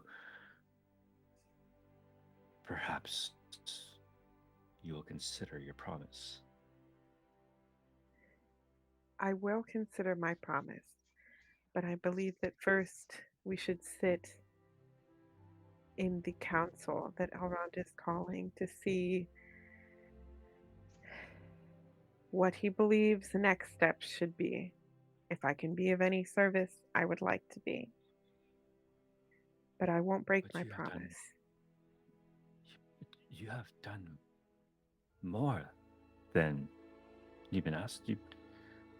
The messenger is here, safe, alive, and you have returned. You have done the deeds that were set out for you. Our I time have. here is coming to an end. Can you not see it? Even the Dunedain of the north are retreating.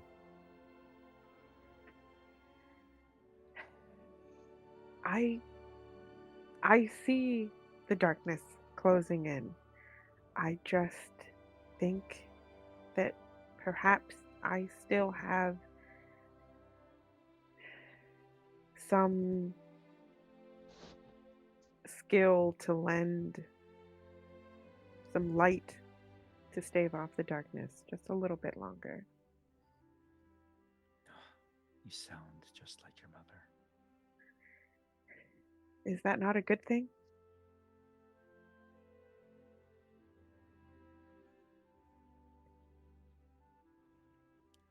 Can you tell me what you remember of your mother? Um, Not well, I mean, so if I'm remembering correctly, uh, I was about 100 when she left, which means I was technically an adult. Um,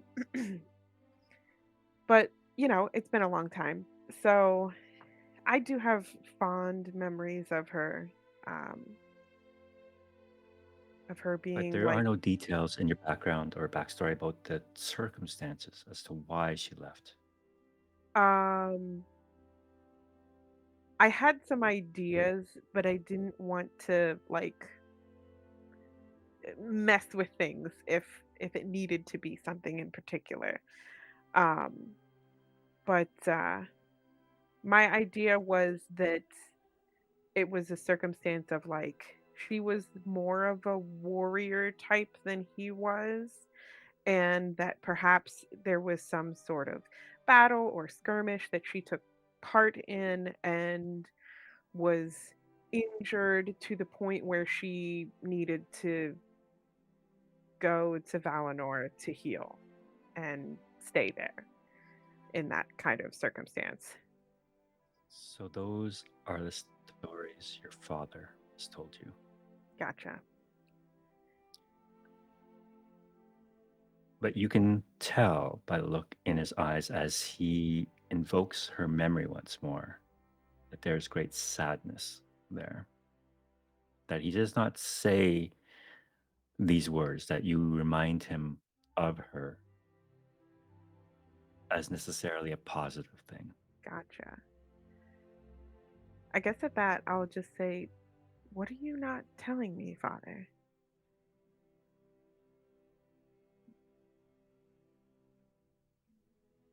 It is that adventurous spirit, that sense of duty that took your mother away from us in the end. You know of Elrond's wife and why she left for the Grey Havens Yes. when she was kidnapped by those orcs, tortured by them. Your mother was with her.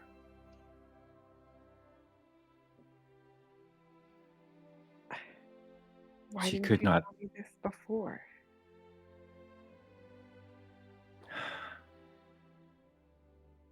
Your mother's story is hers, and I simply did not want you to follow in her footsteps. The shadow overtook her, and it is for that reason she left. Well, I will admit there have been things that I've seen on this journey that have definitely been a blow against my hope for the future. But that just makes me want to try harder.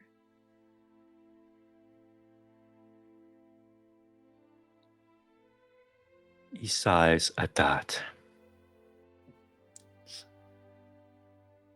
Stubborn as ever.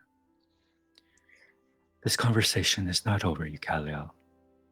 After council tonight, we will have words again. Of course. And I kind of just give him another hug. He at first is a little hesitant at this one, but then he relents and just pulls you in tight. Hmm. And then I will call Fayendale to my shoulder and head off to meet everyone else. All right. And as he leaves, he turns to you once more, Mython, and says, I never said thank you for your service. Thank you, Mython, for bringing my daughter home safely. Of course.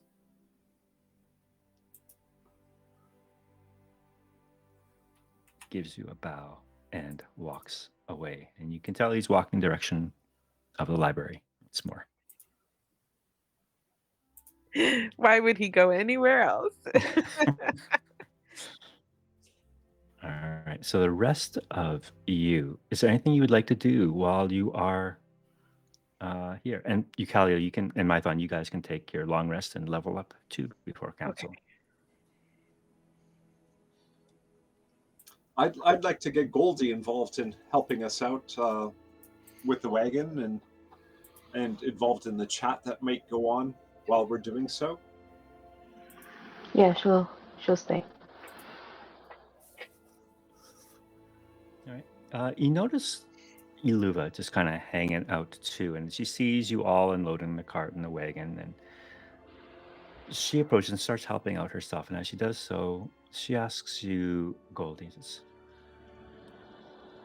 why do you tolerate that man's bullying? And she's referring to Mirabar. Because pushing him in the river was not the right thing to do.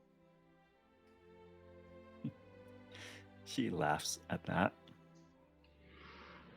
The goal is pretty serious. She was very close to him, and she was so close to throw him in it, but not something she would have done.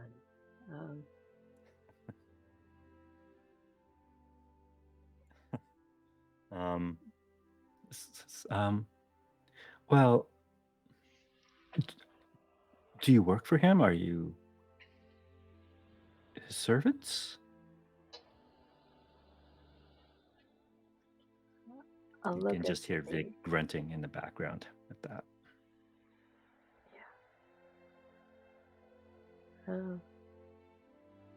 I think I'm gonna lower my voice. I don't know the circumstances for which our dwarf friend found himself under him. But I think for dwarves, the sense of keeping with their word is more important than anything, for what I've seen. They're stubborn and headstrong.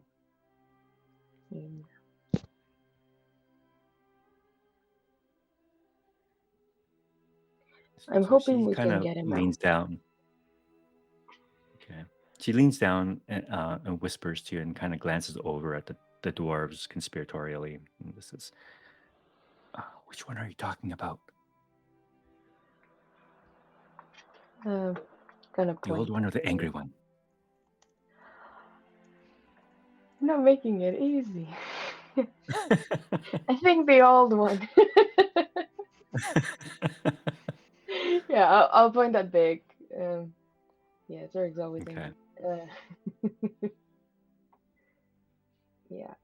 And what hold does that man have over this dwarf? I don't know. There was some sort of money. I haven't been able to get a straight answer for them. For what I understand, this is not how employment works, at least not in the Shire, from where I'm from. Sounds more like, yeah, not a good situation, and I don't like the merchant at all. Well, there were others under him, and he treats them like if they're a pair of shoes that he can own and throw around when he chooses to. She's just kind of in deep thought at this, nodding.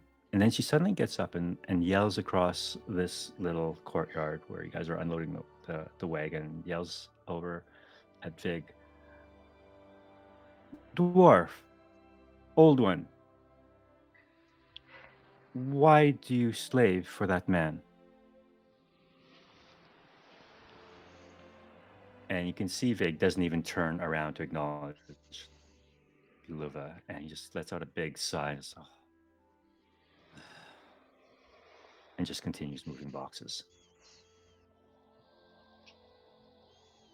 Yeah, that's as much as I've been able to get out of there. I don't understand dwarven kind. I know they like their gold and they like their holes and they like their crafts. And I thought, but I never really understood that part. But I've always admired their strength of freedom. Yeah. Yeah. I don't know. We haven't known him for that long. And, well, circumstances have gotten harder than they were 2 days ago.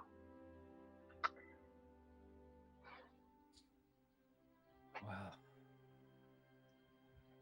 I'm glad you small folk are here. You I seem like pleasant company. I hope we can be pleasant company. Um, This is very surreal. I had just heard stories about this place, and well, I'm Well, excited I'd to be love able to to tell visit the this, story. and I would love to visit this shire one day too.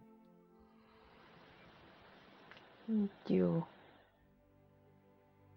and all of those that have good intentions are more than welcome to come and visit. And she smiles at that. And I hear this thing called 11Z's is quite exquisite. I'd love to try that one day. We've been missing some of those. I might be a little grumpy right now, but yeah. Only topped by second breakfast.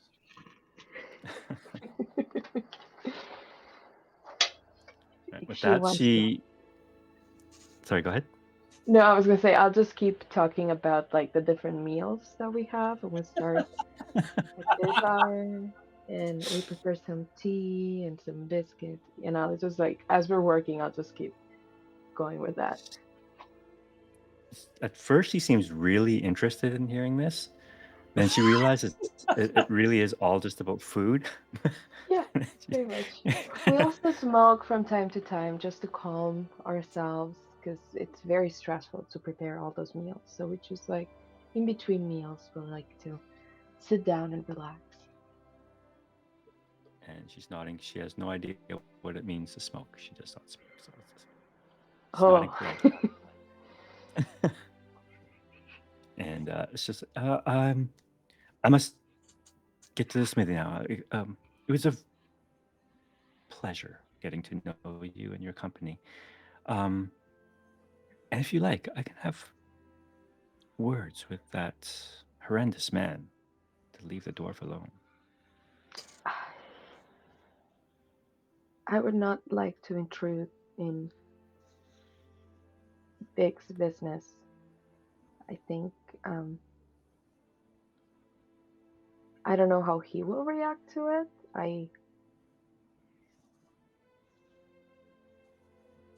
But if Well, it's it is an possible, unjust situation. And I would hate to see such a situation linger in a place such as Rivendell. Everyone here is free. indeed. If you were so kind, I think I would really appreciate it, and maybe we can talk with him. We'll figure something Please out. do let me know. She bows at you and says, please do let me know if there's anything I can do. I am at your service. And she bows deeply before retreating back into the halls of Rivendell. You have finished unloading the wagon now. And Vig just stands there and, yes, Turk. No. Wrap up with what Vig was going to say. I do want to engage in Okay. the wagon unloading here. So Sure. Okay.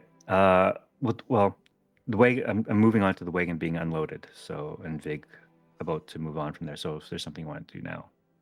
okay, so while we're moving things off, while the other person has left, Zerk, I'm not sure what that amulet meant to you. Um, are you able to share even just a few details about it? No.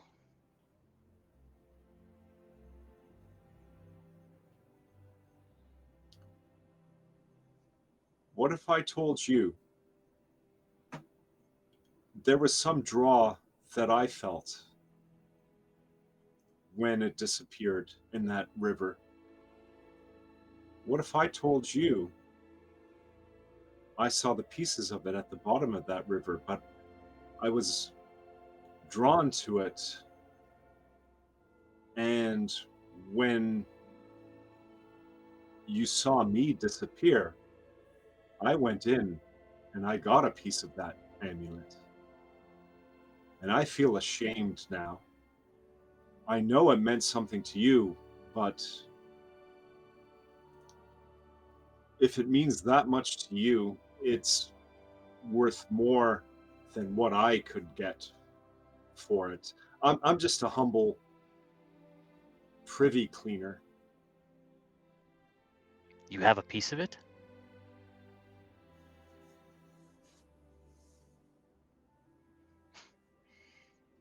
Are you offering Zork to take it? Because he will. I'll And he take does. take the shard out of Turk's hand and inspect it. It What does it look like? is one corner of the amulet. I don't know. I don't know what came over me. It had some draw for me. And I hope that giving it to you unburdens me.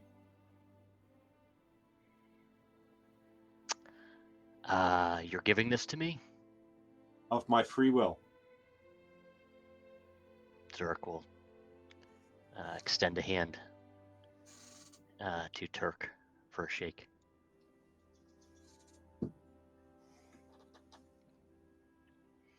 And what shape is the shard? It's like a triangle. Zork will reach down to his boot and cut off part of his lace and wrap it around the piece of the amulet and try to fasten a necklace out of it, out of what's left. Vig sees what you're trying to do. Yeah, just kind of as he's moving box, he's not like he's trying not to overhear your conversation, but he obviously is. And he sees you do this. He says, "There's not but evil in that amulet." Well, I'm its steward. Be it bad or good, it's mine to deal with. He lets out another heavy sigh and says, "Well, if you intend on wearing that piece of evil around your neck, give it here. I'll fasten it properly for you." Zurich thinks twice because this thing has been in and out of his possession multiple times. How often, he thinks, have I made a bad decision with this thing? It seems like I can't make a good one. But why start now? So he'll hand it over to Vig. And I almost drowned. Vig, I almost drowned going after those pieces. So I'll hand the lace from my boot and the shard over to Vig. See what he does with it. all right. He takes a shard. He's just like, "Keep the lace." And he walks over to his toolkit with this thing and starts rummaging around, and he starts pulling out like jeweler's kit type tools, right? And he lays it on this. He rolls out a nice like blue cloth, like it looks like silk, and places the shard gently on it.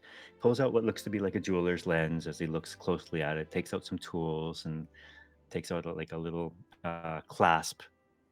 Crimps the ends to make sure it fastens tightly to one of the corners of the shard. works on a little bit, loops in a nice steel chain, and passes it back to you. And you now have an amulet, a proper amulet. And Zurich has not put this on. He had not. It was in a box previously, so it's back to being a wearable amulet. But as it's handed back to him, Zurich thinks twice about actually putting it around his neck.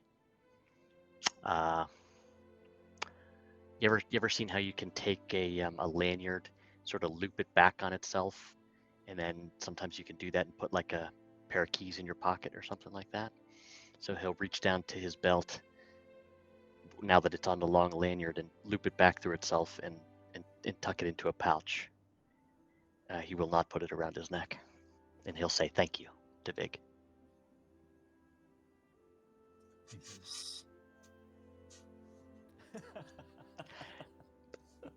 Well, for fixing the amulet, but you got thanks for saving it, right? Hey, you got a handshake. You got a handshake. I mean, that's something. Yeah. So that's something. This is. I don't know if I've just given unto you a bane. Nothing is evil, but I owe you a favor.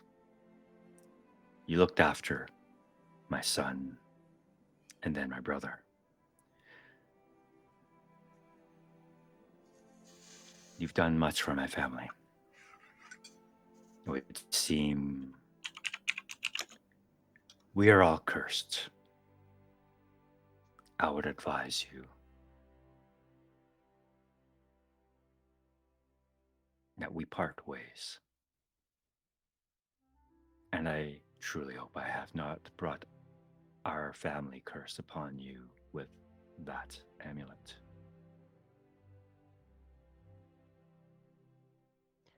Tell me why you serve that unworthy man.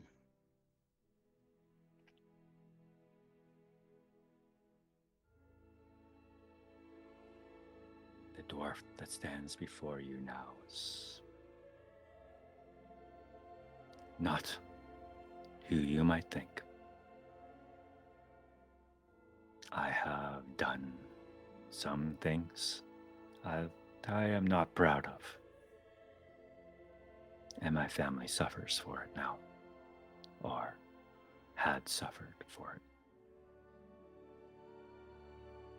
But now the burden is mine and mine alone, and that I can live with. Just make sure you're the judge of your own penance, not the human that you follow. And what of Jari and Nari? What shall I say to them when I find them again?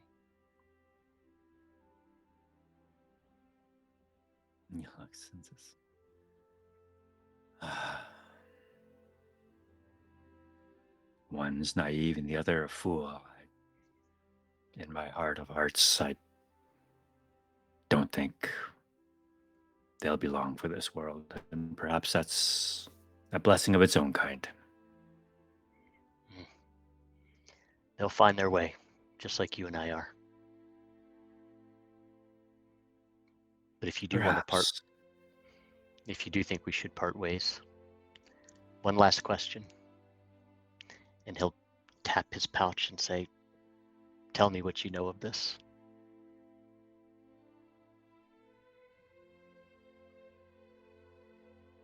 And by that you mean the amulet that he just... Yeah. Yes. Turk. Yeah, so I tucked it in the pouch to say, tell me what you know of this. He looks around and he realizes that he's in the home of some very powerful elves. And he says, I do not trust elvenkind. They steal what is not theirs and pretend it is of their own. I know in their heart of hearts they covet what we create,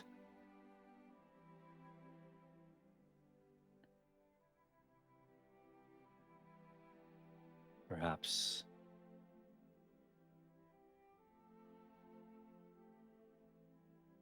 hmm,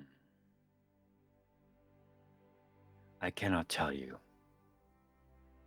the origins of that trinket you now carry in your pocket. I do know, however, that the piece that you carry is not as evil as it is. It is not as foul as the ring that it encased. The gold that you possess now is used to disguise it, to hide it. And that is what a dwarf created, presumably to hide it from folks like the elves, or something even worse, perhaps the enemy itself. But now the ring is exposed and it is lost. And I only hope that the shard that you possess does not have any of that evil resonance remaining within it. Well, what once was used to hide it might help me find it. And I will say this, Father, until we meet again, and when we do, I will have your sons with me. And our kin, our clan will be together again. And I'll extend a hand to shake it. He looks at your hand for a moment and grabs it, shakes it vigorously, like wrist to wrist kind of shake, and then pulls you in for a hug. And pats you soundly on the back. All right, this is not the half-ass hug that Zurich gave to Ajari. This is a full-on bear hug. And he will say, if something should happen to your human,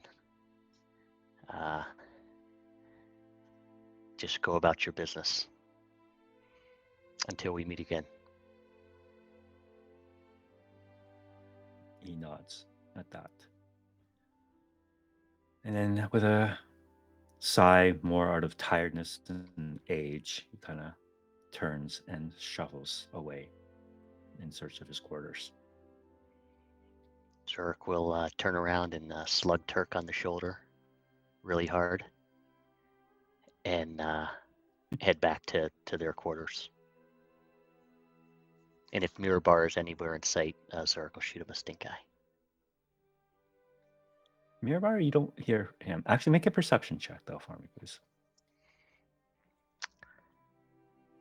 Low key, I'm hoping they just kick Mirabar out.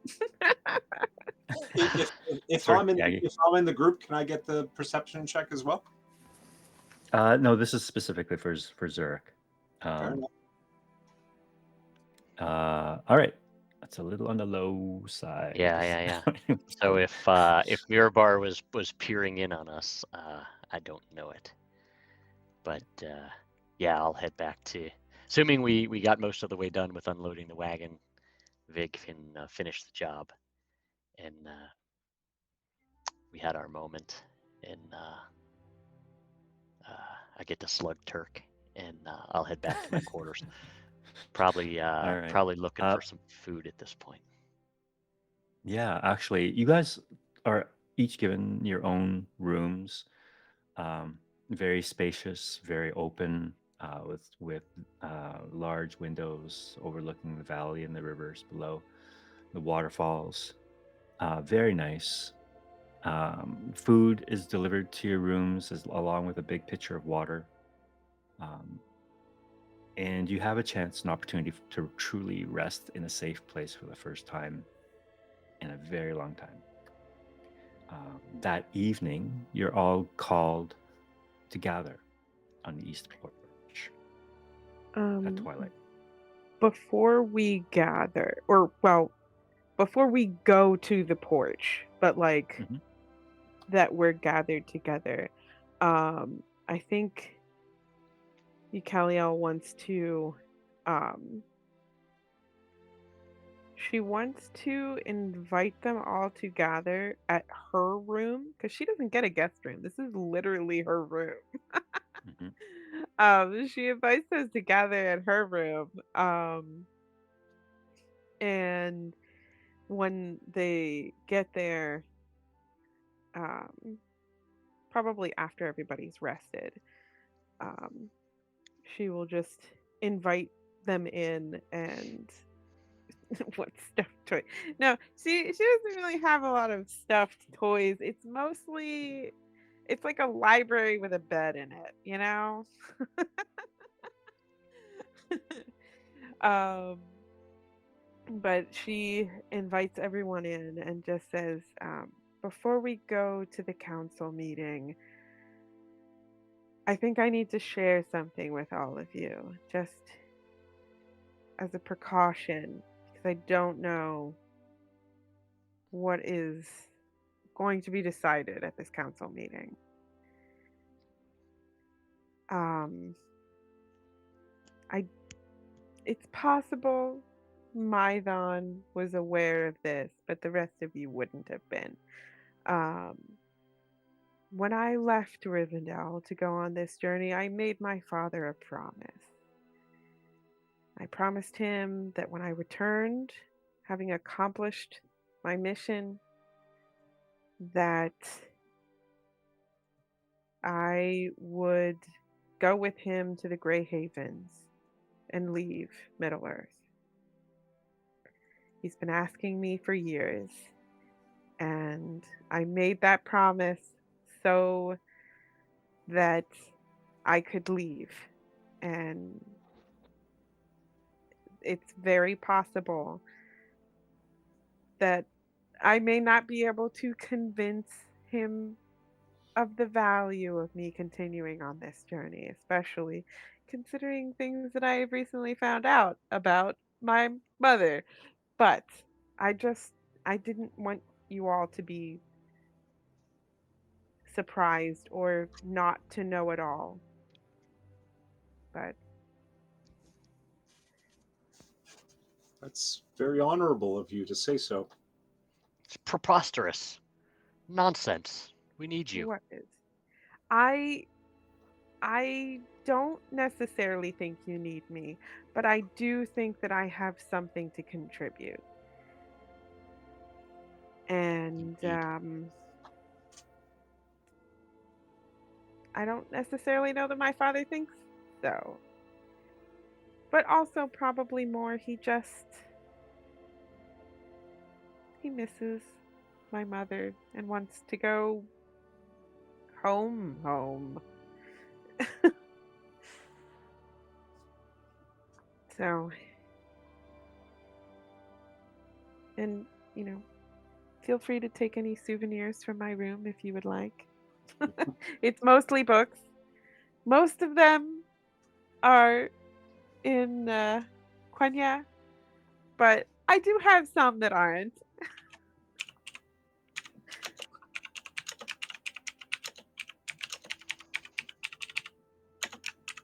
But I believe we will be summoned shortly to. Well, that's definitely something that she can help with.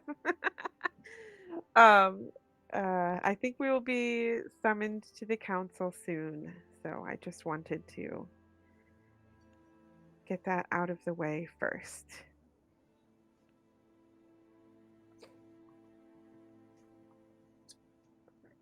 So, to the council, I suppose. If none of you wish to raid my belongings. All right. Yeah. We'll- Do you we'll have move. another bow like the one that you use? I mean, we can certainly get one at our armory. I don't carry one in my bedroom. Is Eucalio really asking us to raid her drawers? No, not her Oh, drawers. I, why are you going there?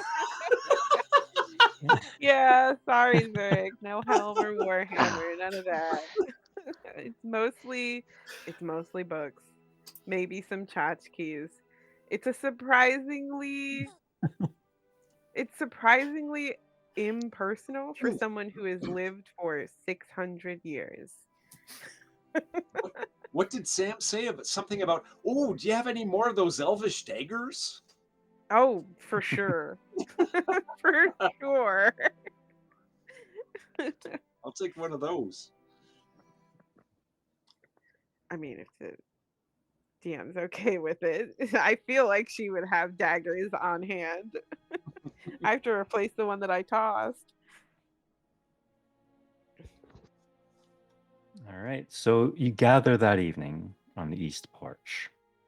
It's an open air porch that extends the length of one side of Rivendell, and is usually held a place for councils to be held. It has been cleared of most onlookers and normal denizens of Rivendell for you to have some privacy here.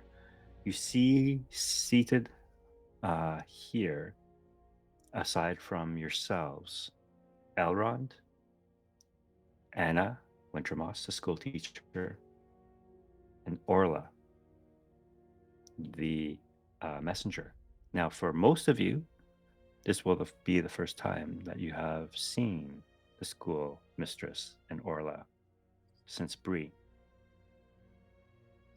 I don't think Eucaliel mentioned, She or didn't. Mython mentioned them to you. Nah, they were all probably like sleeping by the time I was done with what I was doing. Sleeping or eating.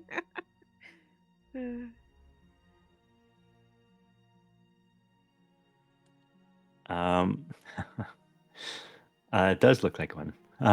But how do you guys feel or react when you see Anna and Orla sitting there?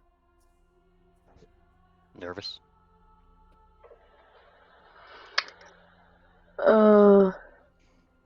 Goldie's hand will go to the pocket where she has her dagger. Do not take it out because she's scared of Elrond. And just like look at Mython and like step back a little bit. He still has his head. Okay. And probably look at how Eucaliel and Mython will react to that. If they're surprised, I will tighten the grip on the dagger. Eucaliel doesn't look surprised. Are they elves? Wary, probably, are they- but not surprised. Can we see now that the school teachers are elves? No, the Dunlendings. Yeah. Okay. Why are they there then? I guess Zurich We just looks haven't puzzled. told you yet. Yes, Zurich looks puzzled more than anything else.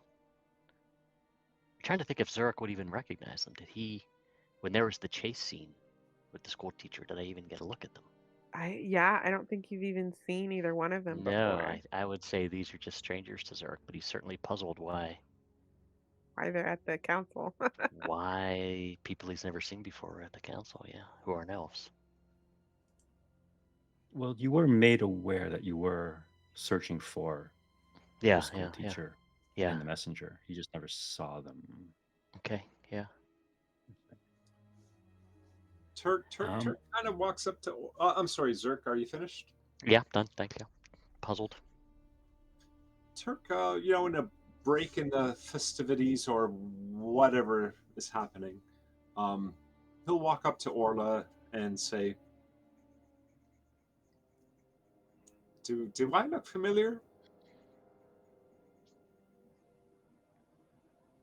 She looks at you and smiles and says, I believe it is you that I owe my life to.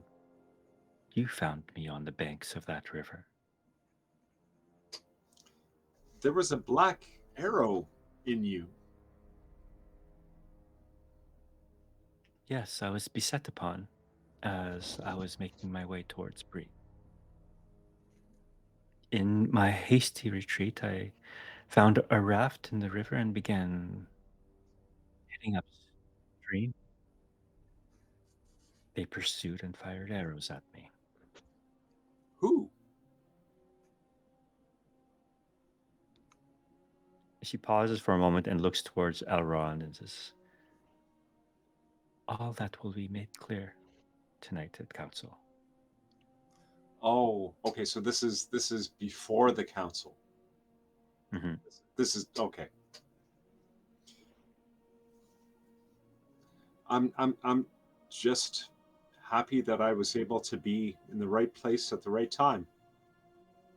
And not just me, my cousins, my cousins pitched in and we got you where we needed to get you.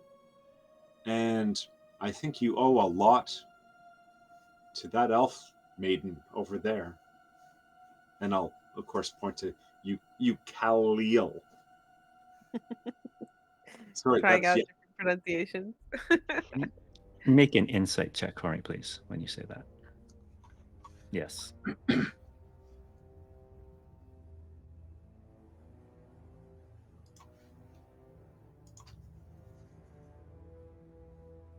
Nice. All right. When you say that, you can see her visibly wince.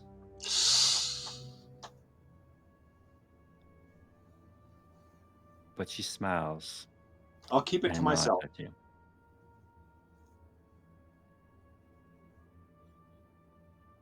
Okay. Filed away. And you can see Elrond standing at the head of this circular table, waiting for everyone to take their seats. You can hear in the background Mirabar. Why wasn't I invited? I should be invited to these important meetings. I'm a valued merchant in these parts, you know. And you can see him and hear him trying to burst into this thing, and I can see a number of elves pulling, dragging him back. And you can hear him screaming and kicking in the background. Callio's just Elrond begins. sitting there humiliated because she vouched for him and he's just being the worst guest ever.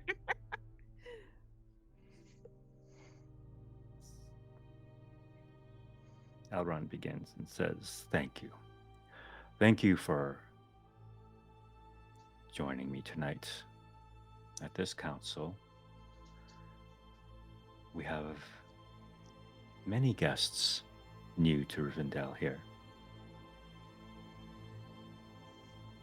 And it is unfortunate that what brings us all here is a shadow of the enemy. I would like to hear from the company's perspective.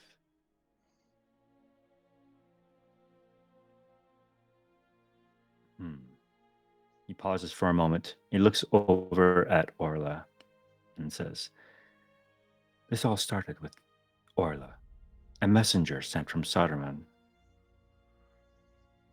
She was meant to rendezvous in Bree with her sister, and together come to Rivendell to deliver a message to me. It is unfortunate that along the way she was attacked. By all accounts, it would seem to be orcs. But orcs have not been seen this far east in Eriador in quite some time. So I suspect it was someone else. And it has come to my attention that many of these black feathered arrows have been found throughout the angle and east of Bree. And I suspect it is certain members of the Dunedain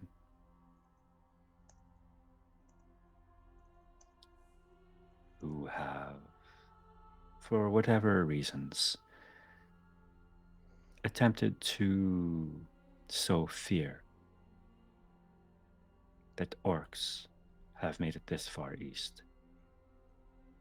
Why they would attack a messenger from Saruman bound for Rivendell, I do not know.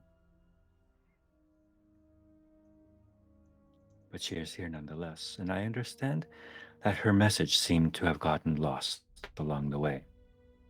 And it's come to my attention that certain hobbits of the Shire might have found it.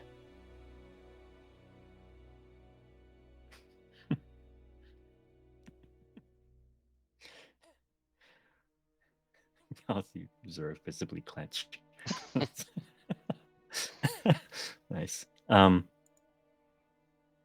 Elrond is looking straight at you, Turk.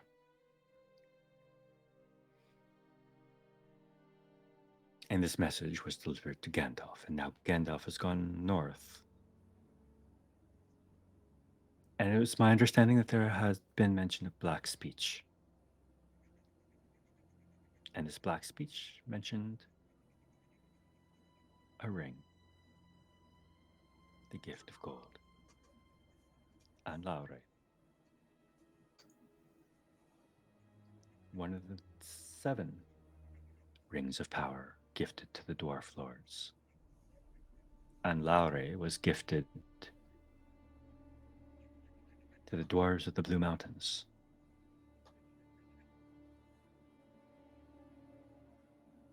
From whence I understand you hail from, Zurich, son of Mudrik.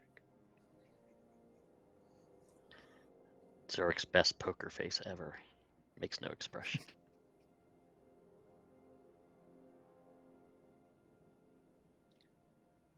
The man you killed in Bree, Eucaliel, was unfortunate. He was the brother of Orla and Anna.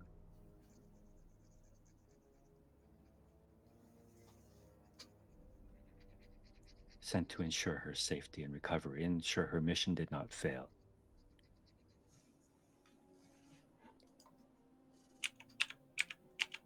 At that, you can see both Orla and Anna glaring at you, Eucalio. Yeah, I think Eucalio is just kind of, you know, she kind of like drops her head a bit, like doesn't meet their eyes, doesn't meet Elrond's eyes, and just nods. Because this whole time she was pretty sure that she had made the right call.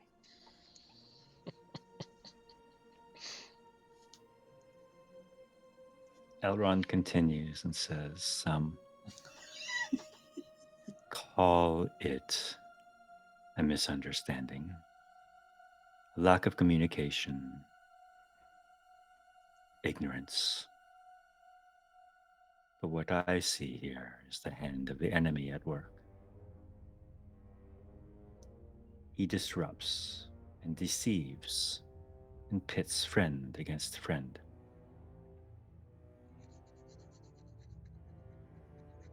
And it is not a coincidence that he set our paths to cross in such violent ways when we all work towards unison against the enemy. But what is done is done. And with the knowledge we have now, we are faced with a decision to make. There is a growing threat in the Troll Shaws, within the Angle, within the Dunedain itself, who would threaten Rivendell and the free people of the North. There is a growing shadow in the South, sending its tendrils of spies and deceivers north to probe our weaknesses, to probe and search for something.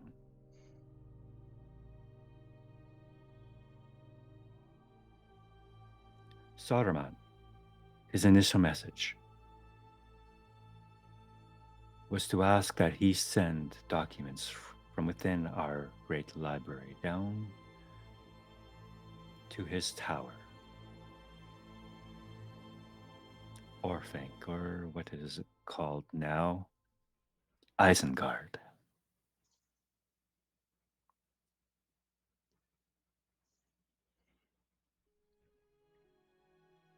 That is one path ahead of you. A second is with respect to Anlare. According to our best knowledge, Anlare was destroyed when the great worm Smog was killed. For it was Smog who devoured that ring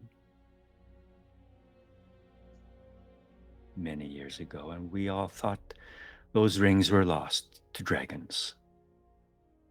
For it is these rings of power that attracts them. And what greater magnet could there be than a gift of gold, a ring of power?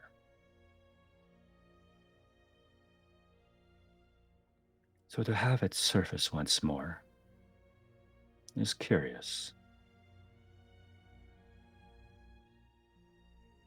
Was it recovered from the lakes before Erebor? From the desolation of Smog? From his remains that lay at the bottom of that lake? Or was it the messenger alluded to in the message?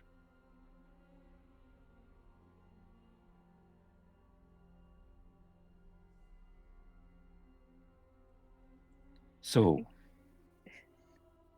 go ahead. I think Icaliel is just looking, just locked eyes on Zurich, waiting for him to say something. Because she knows it's something that he has to tell, but she wants it to be told. So she's just waiting for him to say something. I don't think I don't think Zurich wants to share in this forum, right? Yeah. I think he's just yeah, I would say he's Squirming? maybe has beads of sweat on his forehead. But he is not inclined to spill the beans at this point. Mm-hmm. And the last matter at hand is one of a weapon lost and refound. And he looks at you, Mython. You wield an elvish blade that was not gifted to you.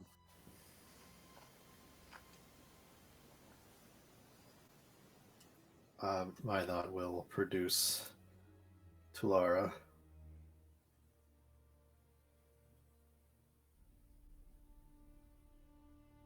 One of the attendants around the room reverently steps forward, picks up the weapon with two hands, and presents it to Elrond. Elrond looks at the blade and says, this very blade was forged within the smiths of Rivendell.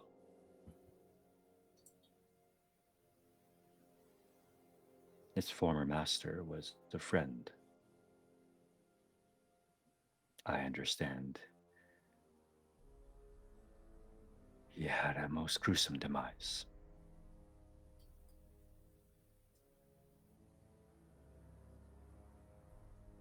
It would seem fitting that the next owner take up this sword and seek justice for him. And he passes the blade back to the attendant, and the attendant brings it back to you, Mython.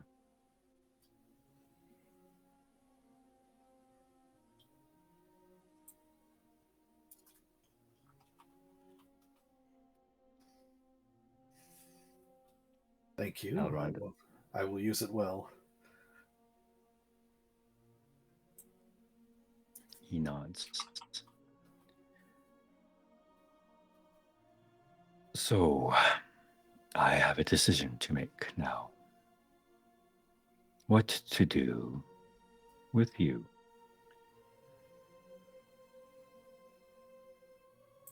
There are a number of tasks at hand, those that I cannot ask all of you to participate in. The Hobbit folk, you should return to the Shire. Live out your lives in peace. Be thankful for the gifts that you have been given. Kind of you, but don't underestimate them.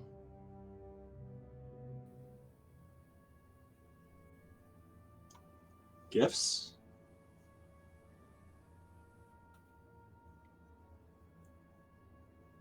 The safety and protection that you perhaps have taken for granted over the years.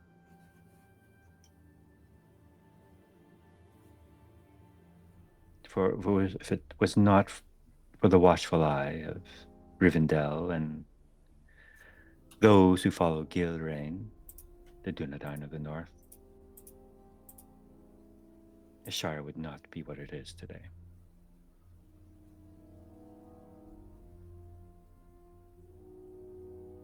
But our numbers dwindle,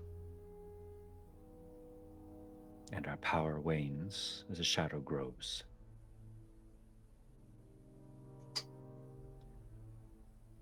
So I urge you, return home, live a peaceful life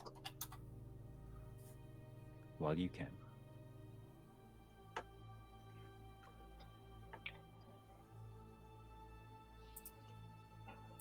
Goldie is probably shaking because she's very impressed. Master, Sir, Lord, I don't know. We are thankful for our lives. However, we're not children, though it might seem so for you. We don't need anyone to cuddle us. We don't need anyone to save us. We understand that what we have is rare. We also understand that we don't stab each other in the back, something that some here are very prone to. We are here to save ourselves. Even though you don't believe in us, even though no one believes in us, we are strong. Our numbers make us strong. Our love makes us strong. Maybe we're naive. Maybe we don't have the powers you have or the strength you have. But that doesn't make us weak. That doesn't make us children that need to be home and be protected by you folks. If you don't want us, that's okay. We'll find our own path. We'll protect our home.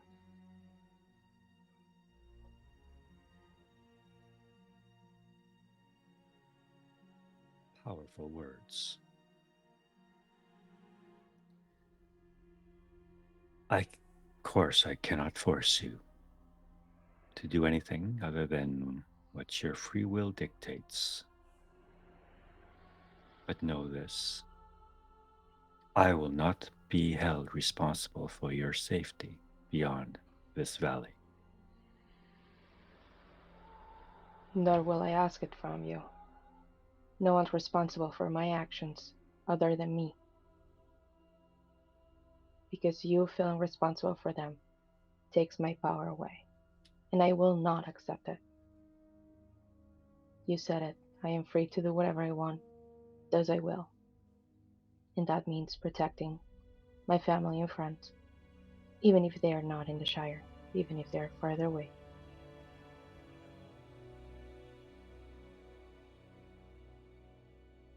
Perhaps you shall reconsider when I tell you where the rest of the company must go.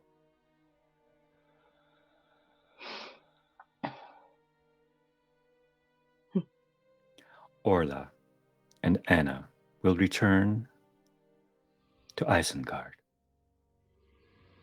I shall give them the documents that Saruman has asked for.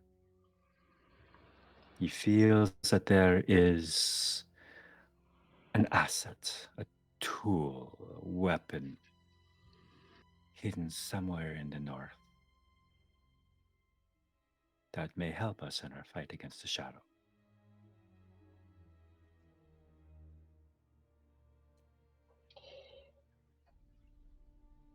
I will present to you a choice. For there are a number of things beyond my sight which I would like clarity upon.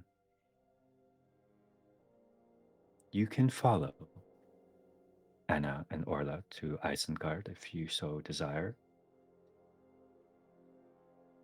Find answers from Saruman himself and report back to me. Or you can head to Erebor. Determine if that is where this ring of power truly came from.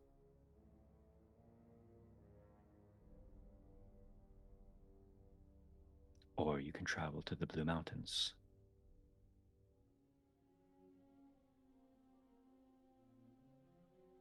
And there discover, perhaps,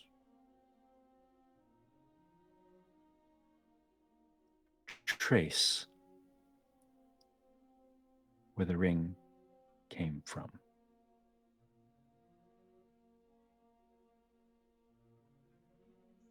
Gandalf is not here. I understand he had wished for you to stay until he arrived.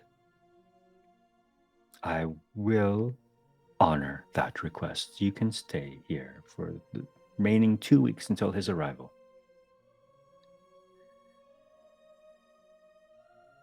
But I would ask in that time, you consider your options.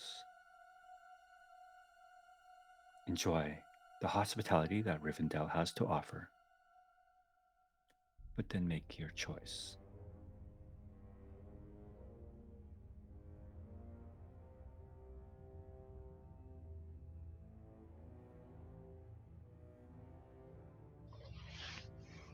Can I look to Anna and Orla when he was saying um, to follow them and see if they don't like that idea or do something? Go ahead.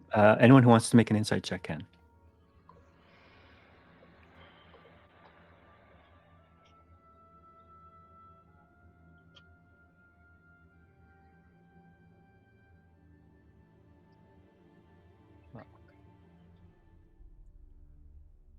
All right. Eucaliel, you see it right away as you look over at them to see their reaction. They are still staring daggers at you, and you can tell clear as day they do not want you there. Yeah. Yeah. Like I've been avoiding their eyes for a while. Then when he mentioned it, I just kind of like look over.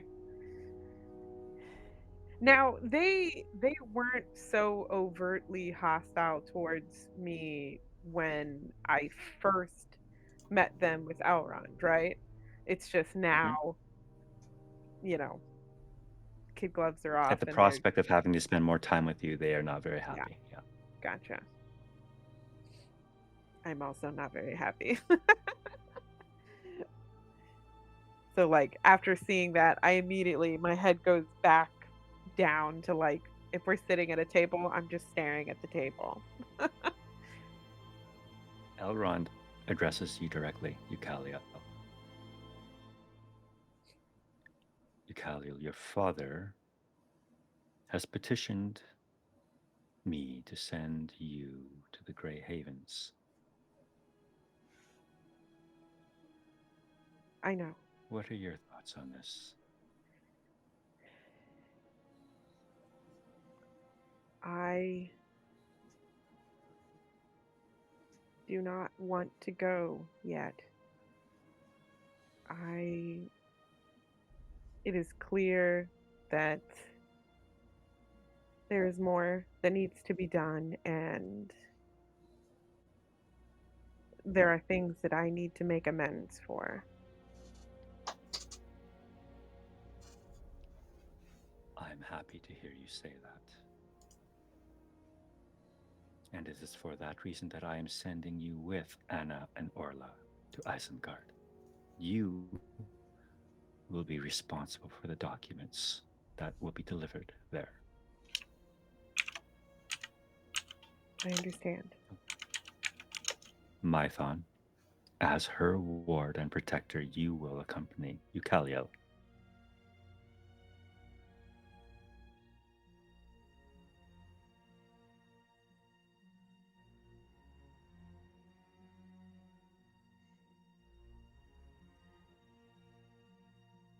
Does Mython have any response to that? Of course. Of course he does, and his response is, of course. Yes.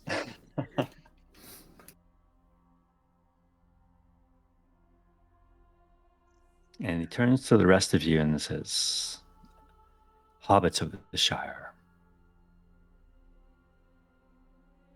I again implore you, go home. Be at peace. This is not your fight. And die a coward's life when the darkness comes knocking. If we die in this endeavor, if I die, I'm not gonna speak for my friends. It is because I left doing what I thought was right. And in this case, it's protecting my family and helping these friends I found along the way. You were talking of a darkness that I probably don't understand, um, which makes me wary and makes me worried. How can I go on knowing that this is happening outside my house? So I ask you, sir, stop trying to make decisions for me. You can see him smirk slightly. This is the closest thing you've ever seen him smile. And he says, it is no wonder Gandalf is so obsessed by hobbit folk. You are a curious bunch indeed. And what of you, Zurich, son of Mudrik? Would you like to return home to the Blue Mountains, perhaps, or traverse the Misty Mountains and explore Erebor for yourself? I don't think any of my comings or goings are any of your concern. But I don't believe I'll be heading to the Blue Mountains.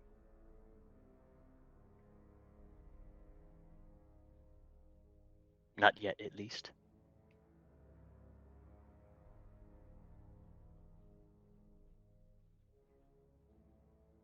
Then you will return to Bree. If I choose.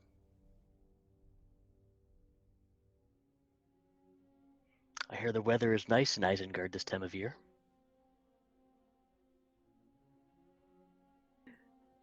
That actually gets like a smirk from Eucaliel. She's still kind of like subdued and staring down at the table, but she does grin.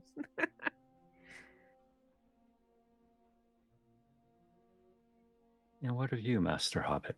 Turns to you, Turk. Do you share your friend's convictions? Who's in earshot? Aside from the people sitting at council, there are a number of attendants just standing around the edge. So, Orla and Anna. Orla and Anna are at the table. They are active members of this council, yes.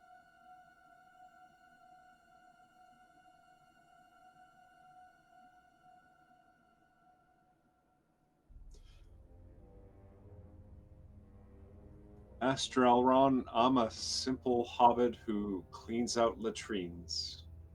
I don't think I have much to say at this council. Perhaps, if you have a moment,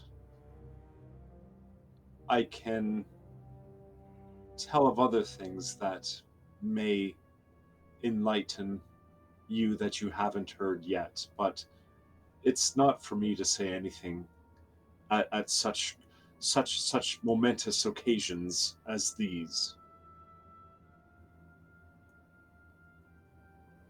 He nods at that, but before he has a chance to respond, you hear voices once more just outside the porch, and it's Mirabar's voice yelling once more. And, This guy.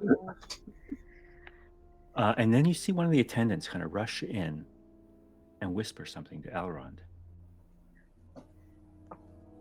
And Elrond looks directly at you, Zerk, and raises an eyebrow. Oh.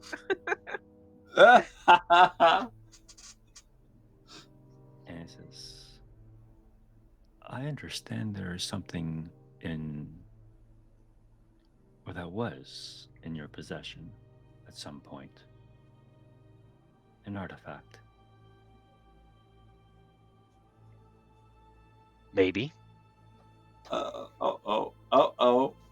I think at this point, I will speak up and say in Quenya and just say, I don't believe the dwarf wants to mention anything about this in front of mixed company.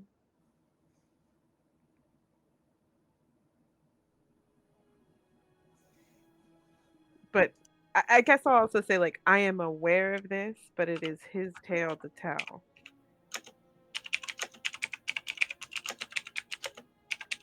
He hears you, but doesn't really turn his head towards you as he listens to your words. He still has his eyes fixed on Zurich.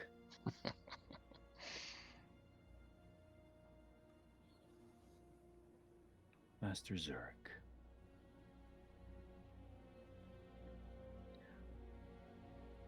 I do not think you understand the graveness of matters at hand. The reason why I won't go back to the Blue Mountains is because I do.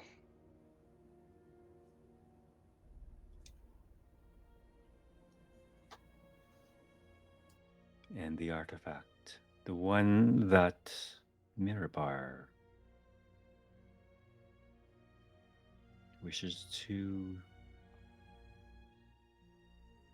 tell me about. But I would He's a rather hear it from you first. He's a fool and a charlatan. You insult yourself by even listening to him. Then tell me in your own words, Master Dwarf. What is it and what is it to you? I don't see why I should tell you anything.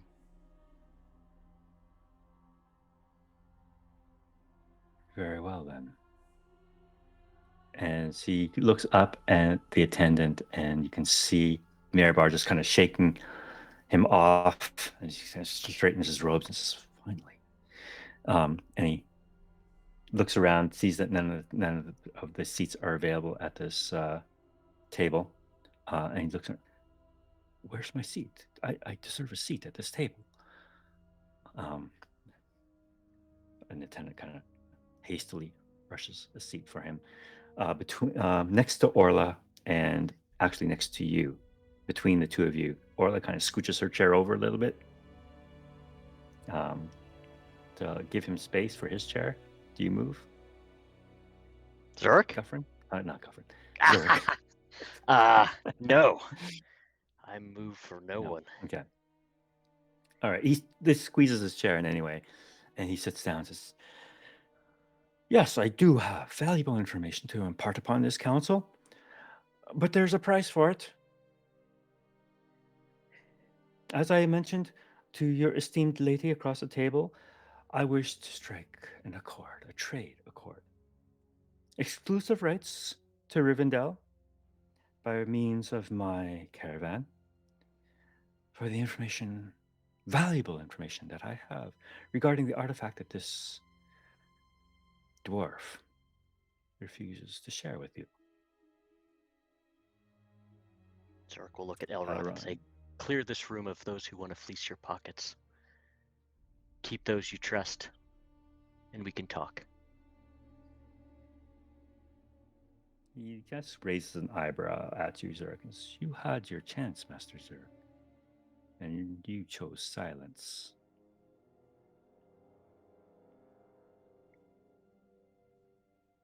And he looks back at Mirabar. Explain, Is what is this artifact? Does Zerk want to pipe in again? is this your council? Are the people in each of these chairs those who you seek information and counsel from?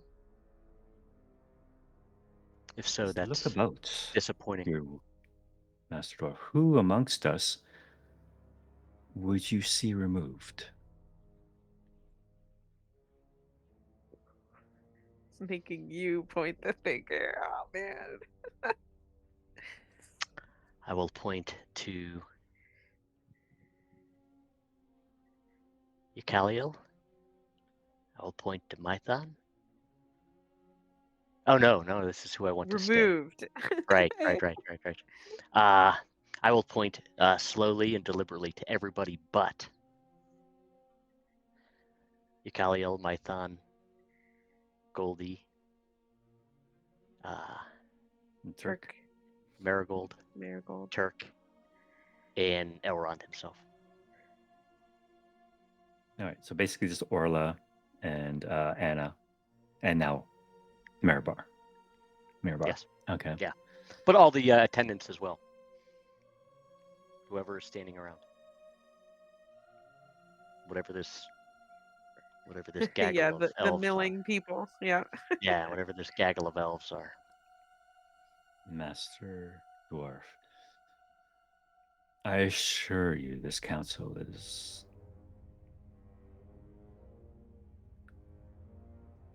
of the utmost in terms of discretion. And those who are attending are here for a reason.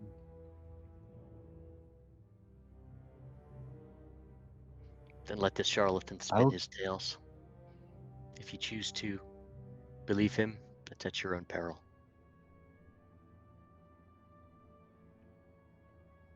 He looks quickly over at Mirabar, and Mirabar says, Charlatan? I'm not a charlatan. He kind of gets past the indignation of that accusation and well, it was some time ago, roughly a week now, perhaps. The days are foggy in my memory. That Forsaken Inn just addles the brain. But one of the dwarves, a colleague, I believe, he said, best friend of Zurich, returned from a trip to Bree, bearing with him an amulet. He intended to give me this amulet to free his father from my service.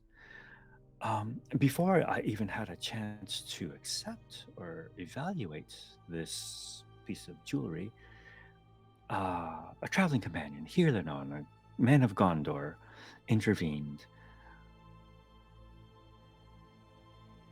Of course, as a friend of mine, I acquiesced and I allowed him to ascertain the value of this jewel.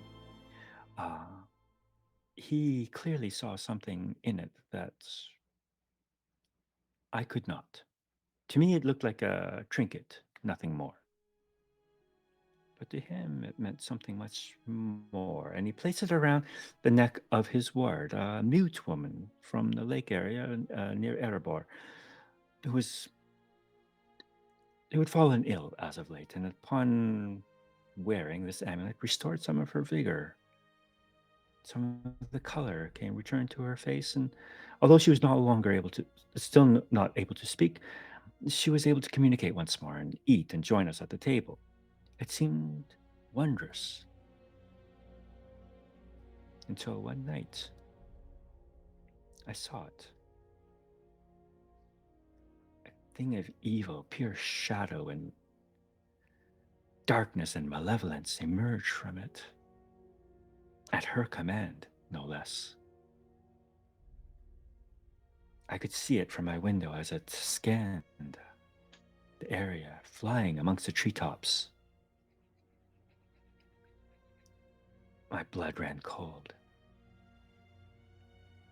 And I knew that that creature was summoned by her through this amulet, this jewel.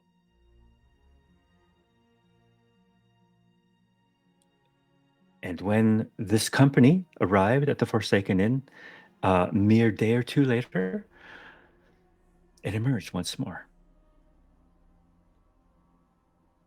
clearly threatened by this group of individuals. I dare say I do not think you should trust them, for they intended violence upon me and my caravan. In fact, I understand that your ranger struck down my scout, murdered him in cold blood.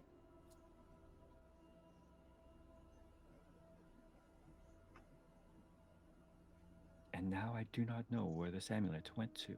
Lost beneath the waves of that wretched river? Perhaps forever. I do not know. But him, as he points to Zerk, he was the original owner, or so he claims to have been. And they came hunting for Jari, that dwarf who returned from Bree with it, for that very artifact. And yet he claims ignorance of it, or dares not speak of it in this company. And I must ask, why?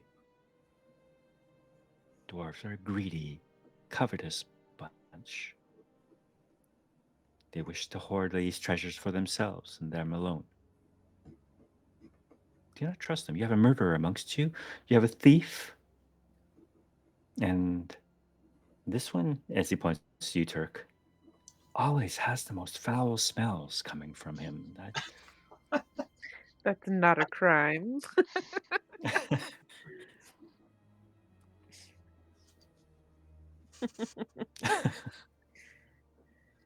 Kaliel does not Master like Elrond. being called a murderer.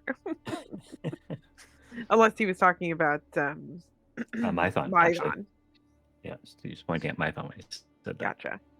Yeah, he probably wouldn't know that she was a murderer. I implore you, Lord Elrond, entrust upon me this exclusive trade route, and I will bring riches to Rivendell beyond your wildest imaginations.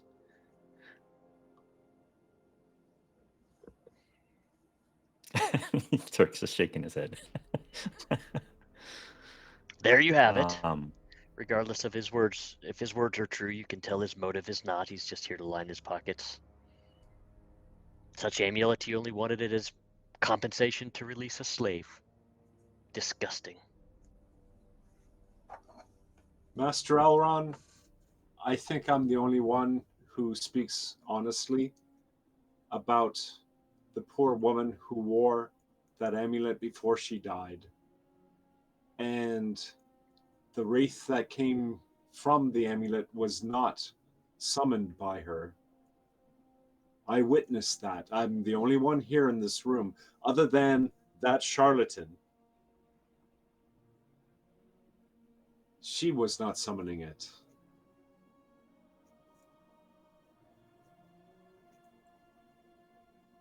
Then who was? I'm just a poor latrine cleaning hobbit. Unfortunately, I think that mystery is a little bit more complicated. In that I did try to save her when she fell into the river so that she could come here and be healed properly, but what I do know is there was something of shadow within her, and that sometimes She was not herself.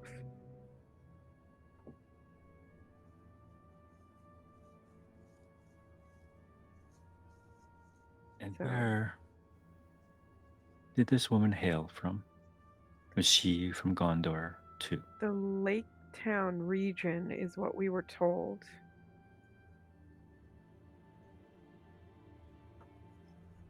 And she had this sickness. Yes. Um, Goldie and I uh, spoke with a sadly since deceased um, other employee of this merchant here, who told us a bit about the woman and the Gondorian man who joined them on their journey. And uh, from what I am able to piece together, he took her to some ruins, and when she returned, she was ill and remained ill until the amulet was put on her, and then a wraith appears. I believe that they may be related, but unfortunately, the the creature that haunts the river under the last bridge took her before I could get her to safety. And the amulet. I tried to grab both. I failed at both. The last I saw of it was it had fallen into the river. At that, he immediately calls over an attendant and says something softly to it, and the attendant rushes out. Had all of us seen the ring inside the shade going down the water, or was it just one of us? I can't recall who saw. I know I got you guys to roll perception checks. Yeah, I can't remember. I believe more than one of you saw it, though. Yeah, maybe it was Turk and myself because we were both looking at the water. Something. Yeah, it's either Turk and it's either you or Mython that saw it. Gotcha. Well, if I did see it, um, I know that this is related to stuff for Zurich, and I know that Ukaliel doesn't really want to give that up, but um, yeah, she kind of feels like she needs to make up for her failures at this point. So she's just gonna say that um, after they fell into the water and were out of sight, I saw a dark shadow with a ring glowing at its center, fleeing down the river.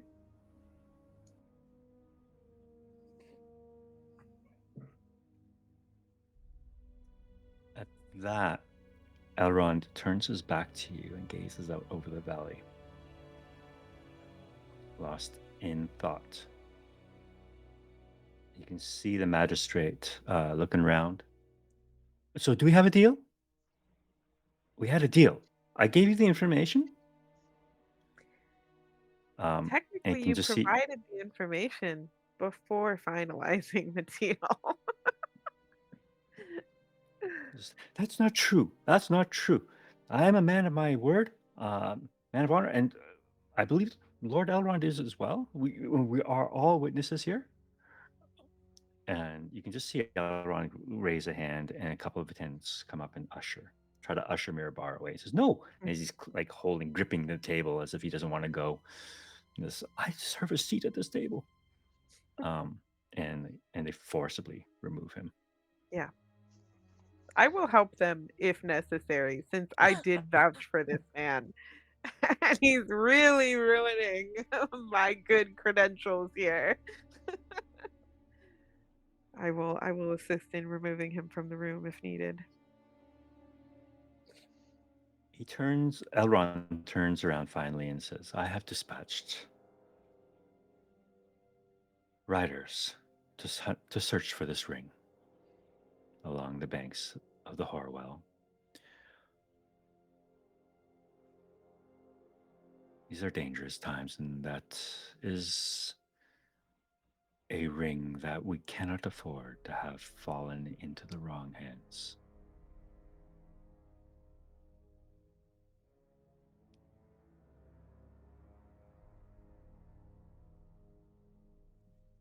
Does that He change our pauses final for a moment. plans?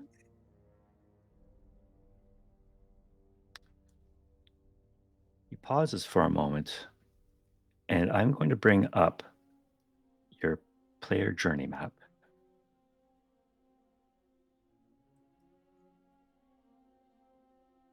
Unfortunately, I can't see it on my watcher screen.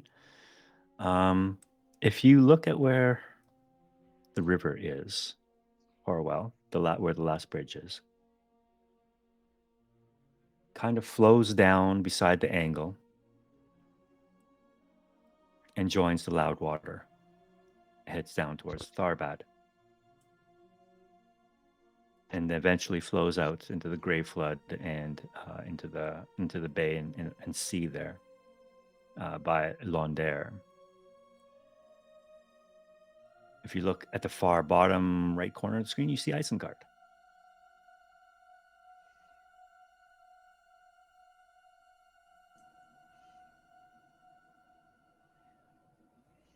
So, Guess we could follow the river and Lord then El- take the north-south road.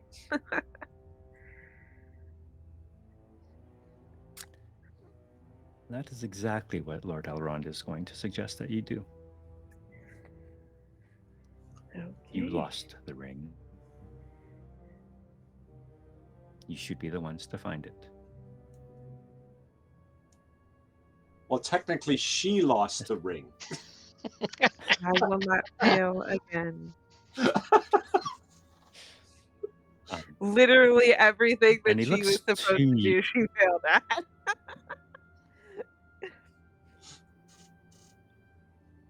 But I will. This is Elrond speaking. He says, but I will have one condition.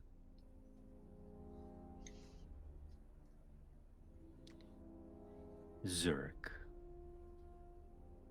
you will not possess that ring. Let me rephrase that. You must not possess that ring. When we find it, who will hold it in his stead?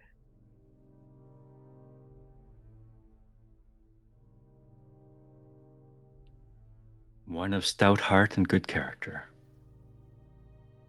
but not I'm a offended. dwarf. I'm offended.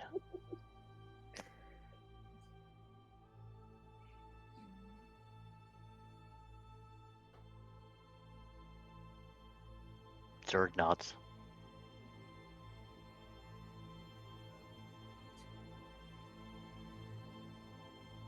He ponders for a moment and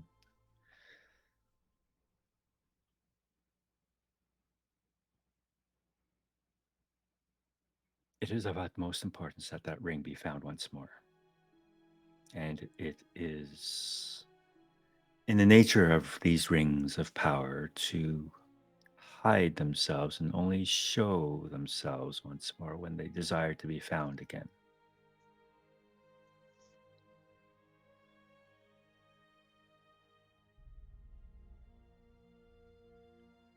I have riders that will scour the Horwell down to the junction of the Loudwater. Those Dunedain who have turned their back on the north dare not resist us or impede our search. So what I would ask of you is to begin your search south of the Horwell. Make your way to Tharbad.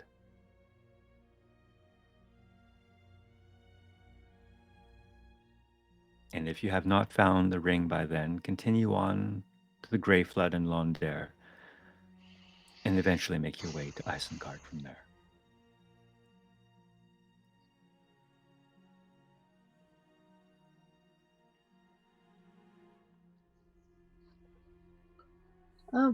Quick kind of question. Mhm. When I saw Herlanon leave, did he Mhm. go towards, like, was he pointing direction south? No, he was basically just trying to get away from the bridge. And really, in that sort of, I mean, he could easily just run 100 feet in that one direction and turn south or any direction for that matter. So you don't really know what direction he went. So he wasn't. Okay.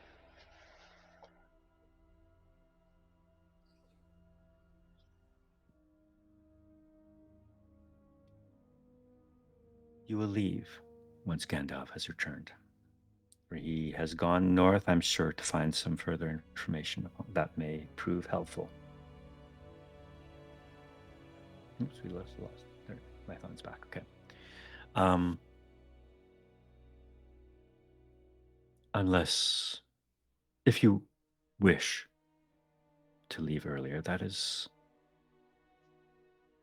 your prerogative. You are not hostages at Rivendell. You are guests. I would feel better waiting for Gandalf, even though it means that it may have traveled more by the time we leave. That Gondorian has a head start. He does. Time is of the essence. Or so my auntie used to say.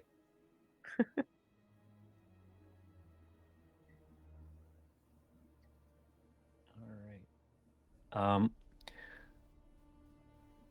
With that, Elrond is going to conclude this council, unless there's anything that any of you would like to discuss or raise here. I feel like we got all the important things out, right?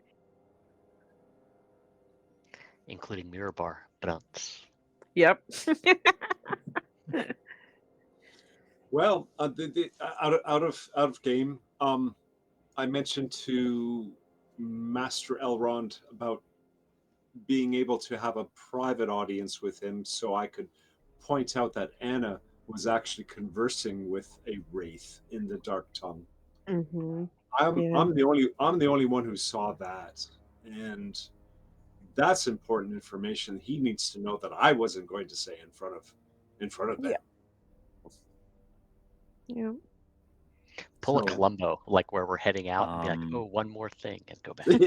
Columbo. Wow, that really puts you in a certain age class.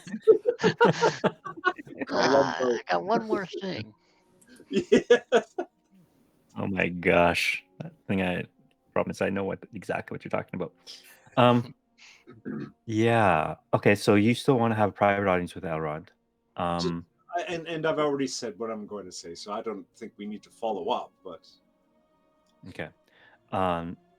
Just to be clear, Eucalia, your penance for murdering Mm-hmm. their brother is to deliver those documents to Isengard yourself and accompany Orla and Anna and ensure their Mm-hmm. safety. Yeah. You're responsible for them. Yes.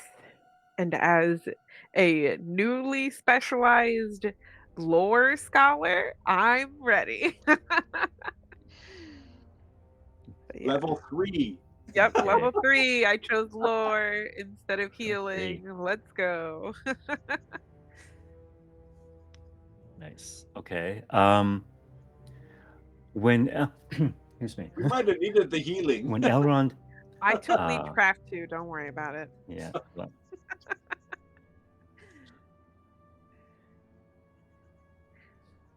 when Elrond is told of the conversation that Anna had with the Wraith Mm-hmm. in the South Downs of Bree. He asks you, sir, did you hear what they said? Am I able to verbalize something? I'll ask you to make a straight intelligence check to see if you can Yikes. remember the sounds they made as they spoke black speech in the dark. That was many nights Something ago. other than blah blah blah. How did you know what black speech sounded like? So- Good question. So click on intelligence and save or check. Check. Check. Right? Yep. Oh yeah, that's right. Gandalf.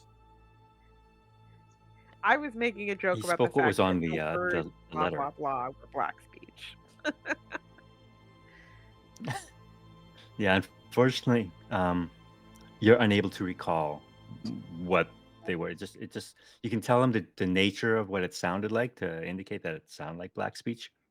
But yeah, you're unable to recollect exactly the words that were said. And not surprisingly, yeah. Mm-hmm. Something like Just, osh say kosh thank you for bagosh. Thank you for your information, Master Hobbit. It is a little known fact that Saruman and those who he takes under his wing and under his tutelage have learned the black speech to understand the nature of the enemy.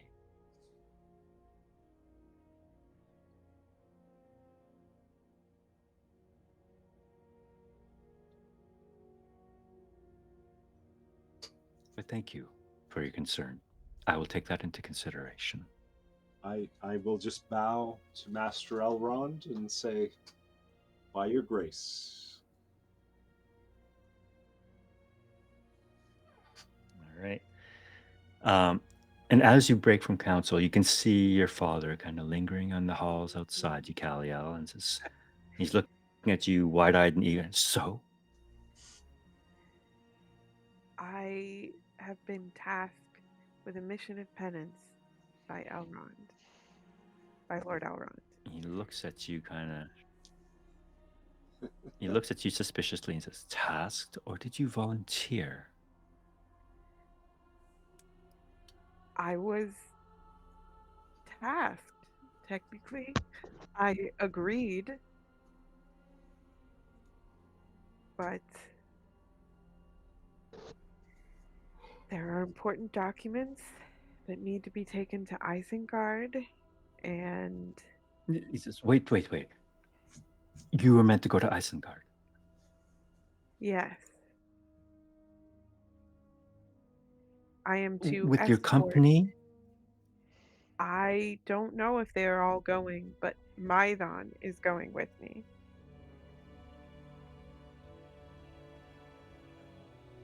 And I will be escorting some servants of Saruman along with the documents in repentance for mistakenly killing their brother.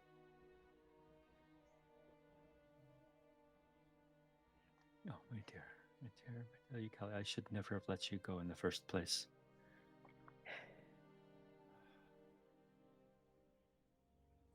This is how it starts. It's in the past now. No, don't you see? Every step you take further along this path takes you away from the Grey Havens.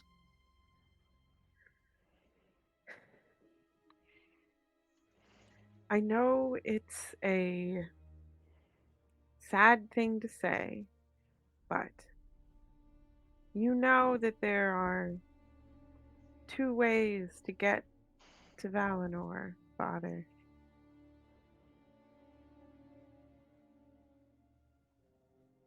I would have you take the ships. And I would prefer that as well.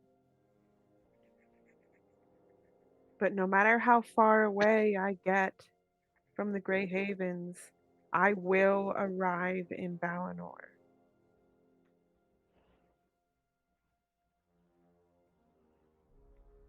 Perhaps you should go ahead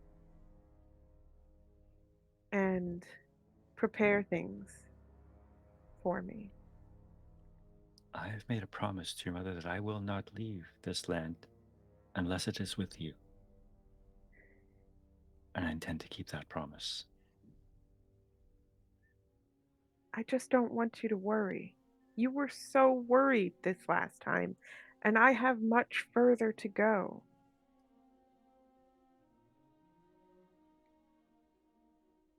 This world does not deserve you.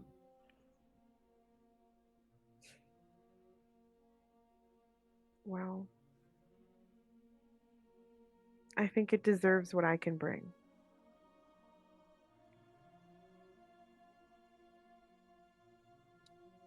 You can see tears welling up in his eyes, similar to the time that you left the first time. Mm-hmm. And you can see he's struggling. And he curtly says, "Then do what you must.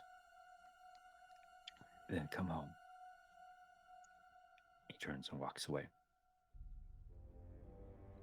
I let him go and kind of like dejectedly turn back towards the rest of the fellowship if they are still around and haven't like scattered. They're still mingling about, I'd say. I'd Yeah. say Turk just finished his conversation with Elrond privately. Zorak will try to catch Caliel's eye and give her a nod, like a "you did what you had to do" nod. Mm-hmm. Yep. She nods back. She's got like a very like it's the kind of super stern face a person gets when they're trying not to cry. So she's just like, mm-hmm, yep. All right. So for the next 2 weeks, you have free reign over what you would like to do at Rivendell. Mirabar was escorted out after the second day with the promise of trade. He seemed happy. He got a few trinkets to fill his wagon, and off he went with Fig. Those are the only two remaining. Does he get a new wagon? Yes, they provide him with a new wagon and a pony. Yep. Because I did like promise him he'd get that. And what about Anna and Orla? They hanging out? They have to. They're hanging out. You don't see a lot of them, though. They tend to keep to themselves. You see them sometimes just wandering. They don't interact with your group at all, though. Yeah. I avoid them like the plague.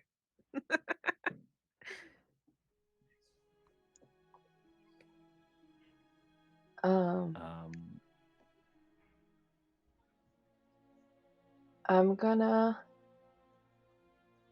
find how does wait, hold on. I'm stupid now. How does mail work? Do they have like people that take ladders places? No. They don't. Elves of Rivendell don't necessarily correspond with people like regular people. But if you want a message to be sent out, they can send a messenger. Okay. If you trusted the merchant guy, you could have sent it with him and he could have like dropped Nope. it off Not to at all. like regular couriers in Bree or something. I'm just gonna write letters and I'm gonna keep them with me until we find the place. Okay.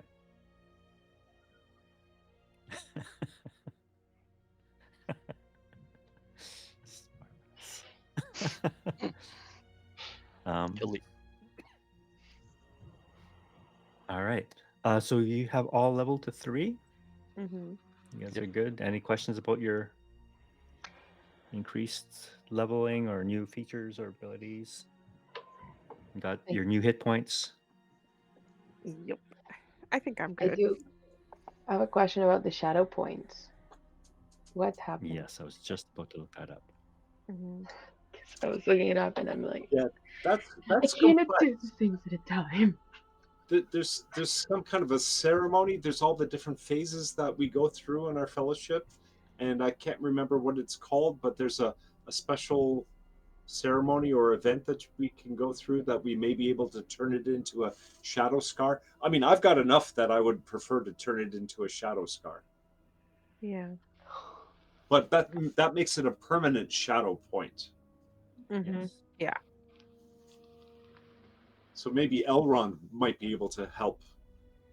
I mean, hell, I've got 6, and come 7, that's it, right? I mean, that's the first stage. How do you wait? So how does shadow points ever go away? They do. I think you can get rid of them with like it's like rest stuff during fellowship phases, I think.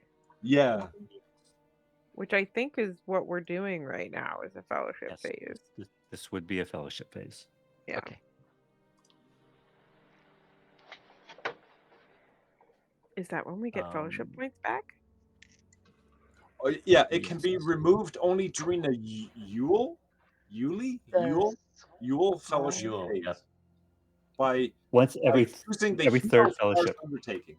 Gotcha. Okay, so you don't. Okay, so approximately once every 3 fellowship phases, winter comes, and that's the Yule event. Gotcha. So you're going to hold on to but I think at any point in time you can convert your accumulated shadow points and take Into a a scar. scar. Yeah.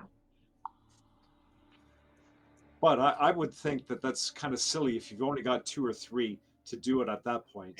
Yeah, It's no. it's not smart to do it then.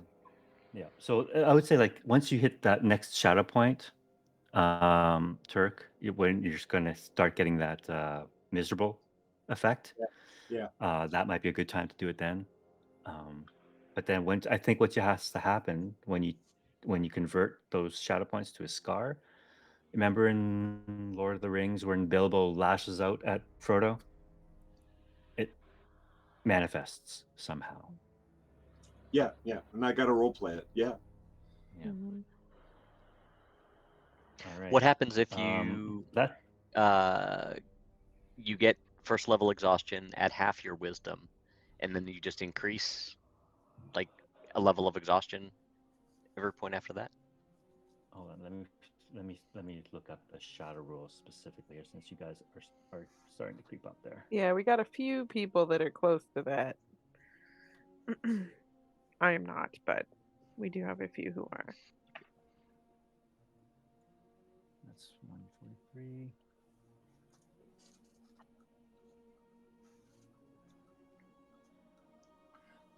Although technically, now that you found out that you killing the man in Bree was not necessarily what you thought you were doing, Mm-hmm. maybe a source of a shadow roll. Could be. Yeah, I thought about that. But at the time, she thought she was doing the right thing. Yeah. But with the There's still, revelation, it wasn't, and it is mentioned in the rules.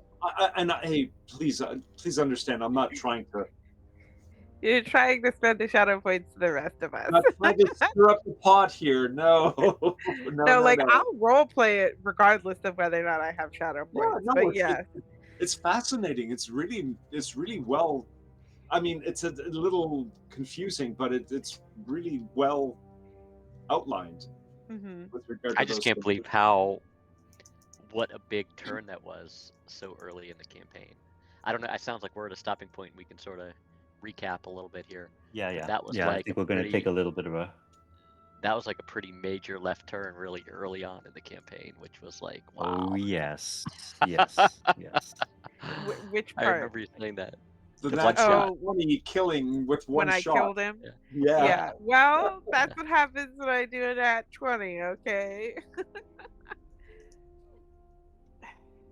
That's what I happens just when an need elf to. has a bow and it's a natural 20. Yep. I would say the one shot in like I think it was like maybe second or third session, Yeah. and then The first 2 times I used my bow, I natural 20'd my attacks. the amulet breaking in the ring going downriver. I mean, those are two things that were like Yeah. pretty Yeah. major watershed events so far. Absolutely. Oh, The definitely. I got the my life me saved this having to time. sit there and like agonize on whether or not to save Bearlass or the amulet and then Ah, failing to save either one of them was just like, oh wow. yeah, yeah. So I'm just looking at the sources of shadow, and they count as either dread when you're faced with something horrific. So that's not really what happened here, in terms of Eucalio's revelation that she unintentionally murdered someone. There's greed, which hasn't happened. Isn't really a thing here. Misdeed. Misdeeds only count at the time of making the decision. So at the time, she thought she was doing the right thing. So it's not really Mhm. considered a misdeed either. And then there's sorcery, and there's no sorcery involved here. So technically, I can't find anything that would warrant a source of shadow by this Mhm. revelation. But there's this little tiny inset where it says, possible to commit a misdeed unknowingly, attacking someone considered to be guilty of a heinous crime, but who later turns out to be innocent. In this case, the player heroes should not gain a shadow point automatically, but only if they don't attempt to make reparations. Well, that's what When I'm they, doing. I'm making reparations. We made you're sure we buried the ordered to body. make reparations. I mean, we took care of that body very kindly, you know. Yeah, Um, you didn't wield a shovel. I didn't. I did I not. didn't do any digging. I don't recall you digging any dirt. Yeah, man, you didn't But do anything. also now I'm going to risk my life to march to the other end of the map Map. Because our map only goes to with that two corner. people who probably want to murder me. Like, Well, how am I ever supposed to get a good night's sleep with them around? Oh, hopefully we that'll be don't split the interesting. party then, right? One part of the party goes down the river and you go directly to Isengard. I guess that means that I won't be participating for a long time. No, I'm that's joking. not I'm fun. joking, of course. I feel like we'll be sticking together for at least a while until the others are like, no, we don't want to go all the way down to the coast. We just want to hop on the road and go straight to Isengard. In which case, maybe at that point, I'd be like, okay, well, I have to go to Isengard now. But All right. So when you reach half um, your wisdom and shadow points, you become miserable. Miserable means an automatic decrease of fellowship rating by 1. In addition, if a miserable character's D20 roll is a 1 or a 2, that is an automatic failure. mhm. Um, so if you reach your wisdom score in shadow points, you become anguished. And so an anguished character is miserable and then has disadvantage on ability checks, attack rolls, and saving throws. So you don't get that at miserable. You only get it at anguished. Gotcha. And the only way to get rid of shadow at that point in time is to experience a bout of madness. And that's the outburst that Bilbo had against Frodo. Gotcha. So, And then you start progressing. Frodo against Sam. mhm, Yes, Yeah. exactly. And that's when you start going down your shadow path. mhm. And once you have reached your end of the shadow path, I think there's 3 or 4 levels of that. You're lost. You're gone. Yep. Yep. So. My shadow path is all about like No, don't reveal. knowledge. Don't I reveal. think. Don't reveal. I can't remember. I'm not looking at the book right now, but I think it has something to do with like, the desire to find more knowledge about like When I read my bad shadow things. path, it doesn't have anything mechanical. Is that little blurb in the book about a shadow path? Is that just how we're supposed to flavor the role play of it? I think there's It's a a lot of specific his. section that talks Like when about I them. look for, I guess the champion shadow path. I think a lot of it is just RP. Yeah. Yeah. Yeah. Which is Yeah. why, which I'll reveal, which is why I went after that gold pieces. I figured as much. Yeah. But I tried to spin it, and again, what was the word that I used when I gave it over to Zurich? Said I was shamed and tried to repent or whatever. Mm-hmm. Okay. All right. My shadow Absolve path is yourself. basically violence, right? Like I'm more inclined to like start fights. Is Yeah. my That's Oh, probably where oh. Vogar was already down that path. Yeah, I Okay. was going to say just like him. Yeah. There you go. You've got a model. Oh, great. My mentor, my inspiration for the dark side. Where is mine? Actually, it's too bad we lost him because he would have been an asset.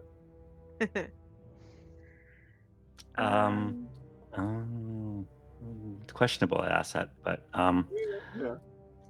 Loose asset. Loose loose Yeah, mine cannon. is Yeah. the Lord of Secrets. That's what it is. So I need to ask you guys a question before our next session. What are your intentions? I mean, I gave you a bunch of options in terms of where you can go, literally 4 corners of the world,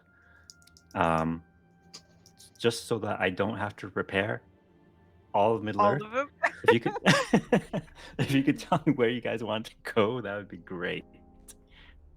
I think Eucalio's pretty sold on the journey south to Isengard. She's not going to back down from that. It bloody well sounds like that a missing ring of power is a primary. Yeah, and we can take Yeah. care of that along the way. I feel like Yeah. those 2 important things to the south seem like a good idea. Yep. Zerk's all about finding the ring, Of and course he is. maybe taking care of some other stuff along the way. Mm-hmm. Okay, I'm looking at the. Goldie? Yeah, So, she's staying with the pack. Yeah. You guys are going to have to start. This will be your first journey. And journeying is a special mechanic in this game.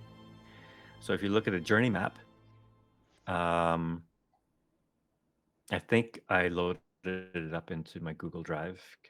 I still have the link for that someplace. Yeah. You're going to have to start making a path through all those hexes to tell me which way you want to go Yeah. from point A to point B. And you don't have to do the entire path. You can just do milestones. Like, for example, your first milestone might be Tharbad. How are you going to get from Rivendell to Tharbad? I need to see the hexes you travel through.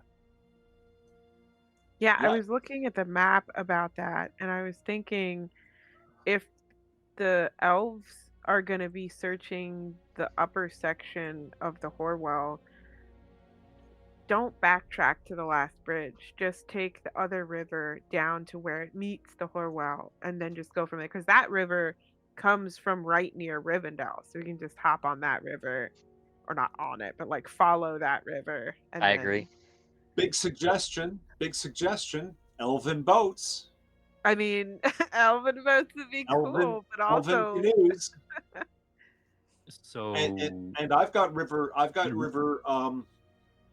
Whatchamacallit skills. Oh, you have water vehicles. So the river's called the Loudwater.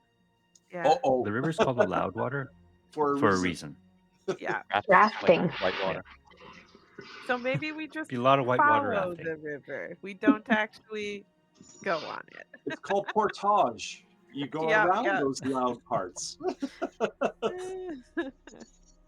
Andrew knows. He's from Northern Ontario. Mhm. It'd be a lot of.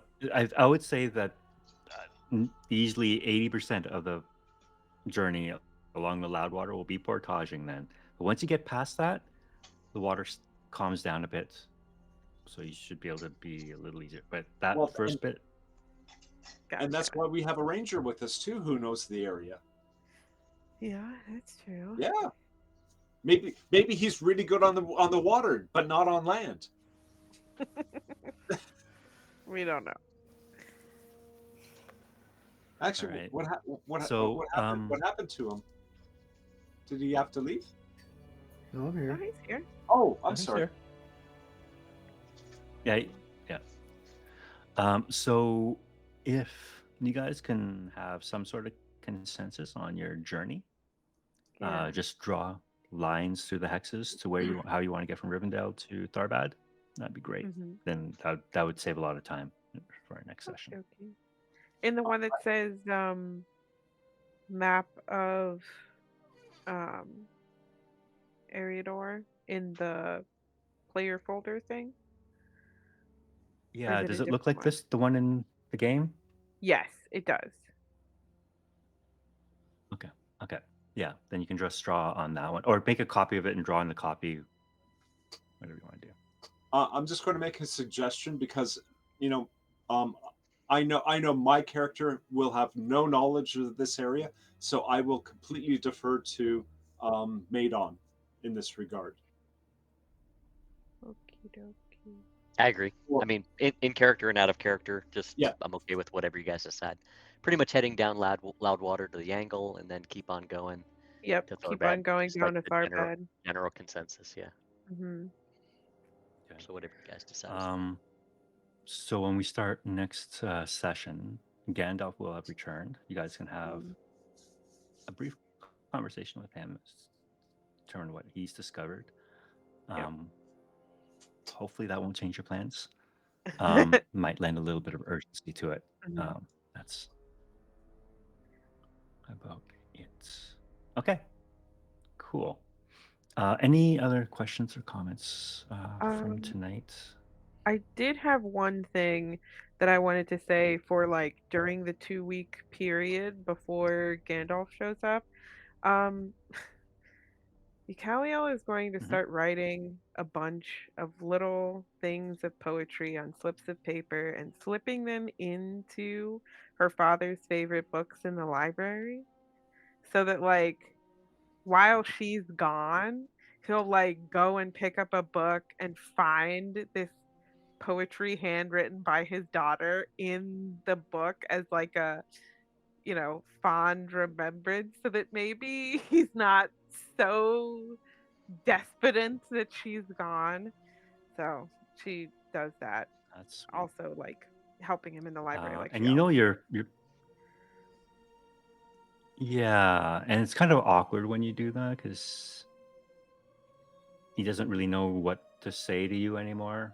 Yes, So exactly. he just And kind of she's counting on that keeps because that quiet. means he won't A lot of see awkward her silences. hiding the poems in the books because he's like they're avoiding each other. But she's trying to like help out as much as she can before she has to leave. So And for And character development, if you're willing to help Turk learn how to read, oh, absolutely. Yeah. Yeah. No, she'd be more than happy to start you off on a primer. She's gonna be like, okay, what language do you actually want to learn how to read in? Because that determines what little primer book I bring. Probably common. yeah, Westron. Yeah. If in terms of equipment, Rivendell's obviously fully stocked. Yeah. So if there's anything you Any want, special let me know. gift items that anyone Yeah. wants to give us Special. before we leave? special something. Yeah, special. special like what Maidon already has, only maybe not that special. That's we'll let him think about that. Yes. Elven cloaks. You want the shards that are sitting in the bottom there? I don't. No. Yeah. Something What about there- that shard? Wow. Something better than a lock of hair would be good. Yes. A few sharp I mean, pieces of hair. I feel like maybe my dad would want to send me off on a journey with like an important item to keep me safe. Nah, it's fine. Let's see. We'll see. I mean, again, you have they have an armory there, so Yeah, if you want like weapons and armor, you can I don't get think that here. I'm supposed to be You will able to wear probably armor. not be given horses. Yeah, Yeah, you'll be traveling on foot. yeah, because it's like a lot of forested stuff and rivers and yep. Yeah, yeah, yeah. Horses be it's more of a pain than anything, especially when you get to swan fleets and the marshes around there. That's Oh going to be yeah, treacherous going. definitely. All right. Cool. I look forward to seeing your journey. This is going to be a new mechanic for you guys. You guys are third level. I Yeah. think you have access to a bunch of new features and abilities, which is kind of going to be Mhm. cool. I've got expertise in like Um, several different skills now, so no more disadvantage. Yes. And I have half so you proficiencies guys in have finished. everything. Oh, nice. That's awesome. Wow, that's That, crazy. that bard stuff, yeah. Mm. So I don't have any minus on anything. Nice. Relatively speaking, I have an That's insane amount of hit incredibly loud. points. I don't know how many hit points everybody has, but I have that's me. 18. I have 37. I Ah! am Oh my still god! I am What? still able to be knocked over Yes. by a strong wind. Yes. Yeah. So I will be out in front Tanking. if anything bad Oh happens. my Yeah. Yeah. gosh, that is Yeah. awesome.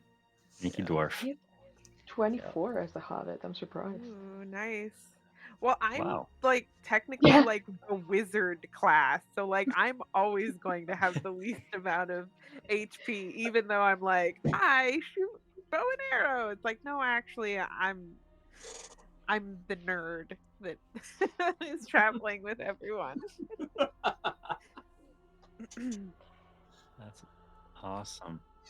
Yeah, so you guys have finished the first arc. Yay! Congratulations.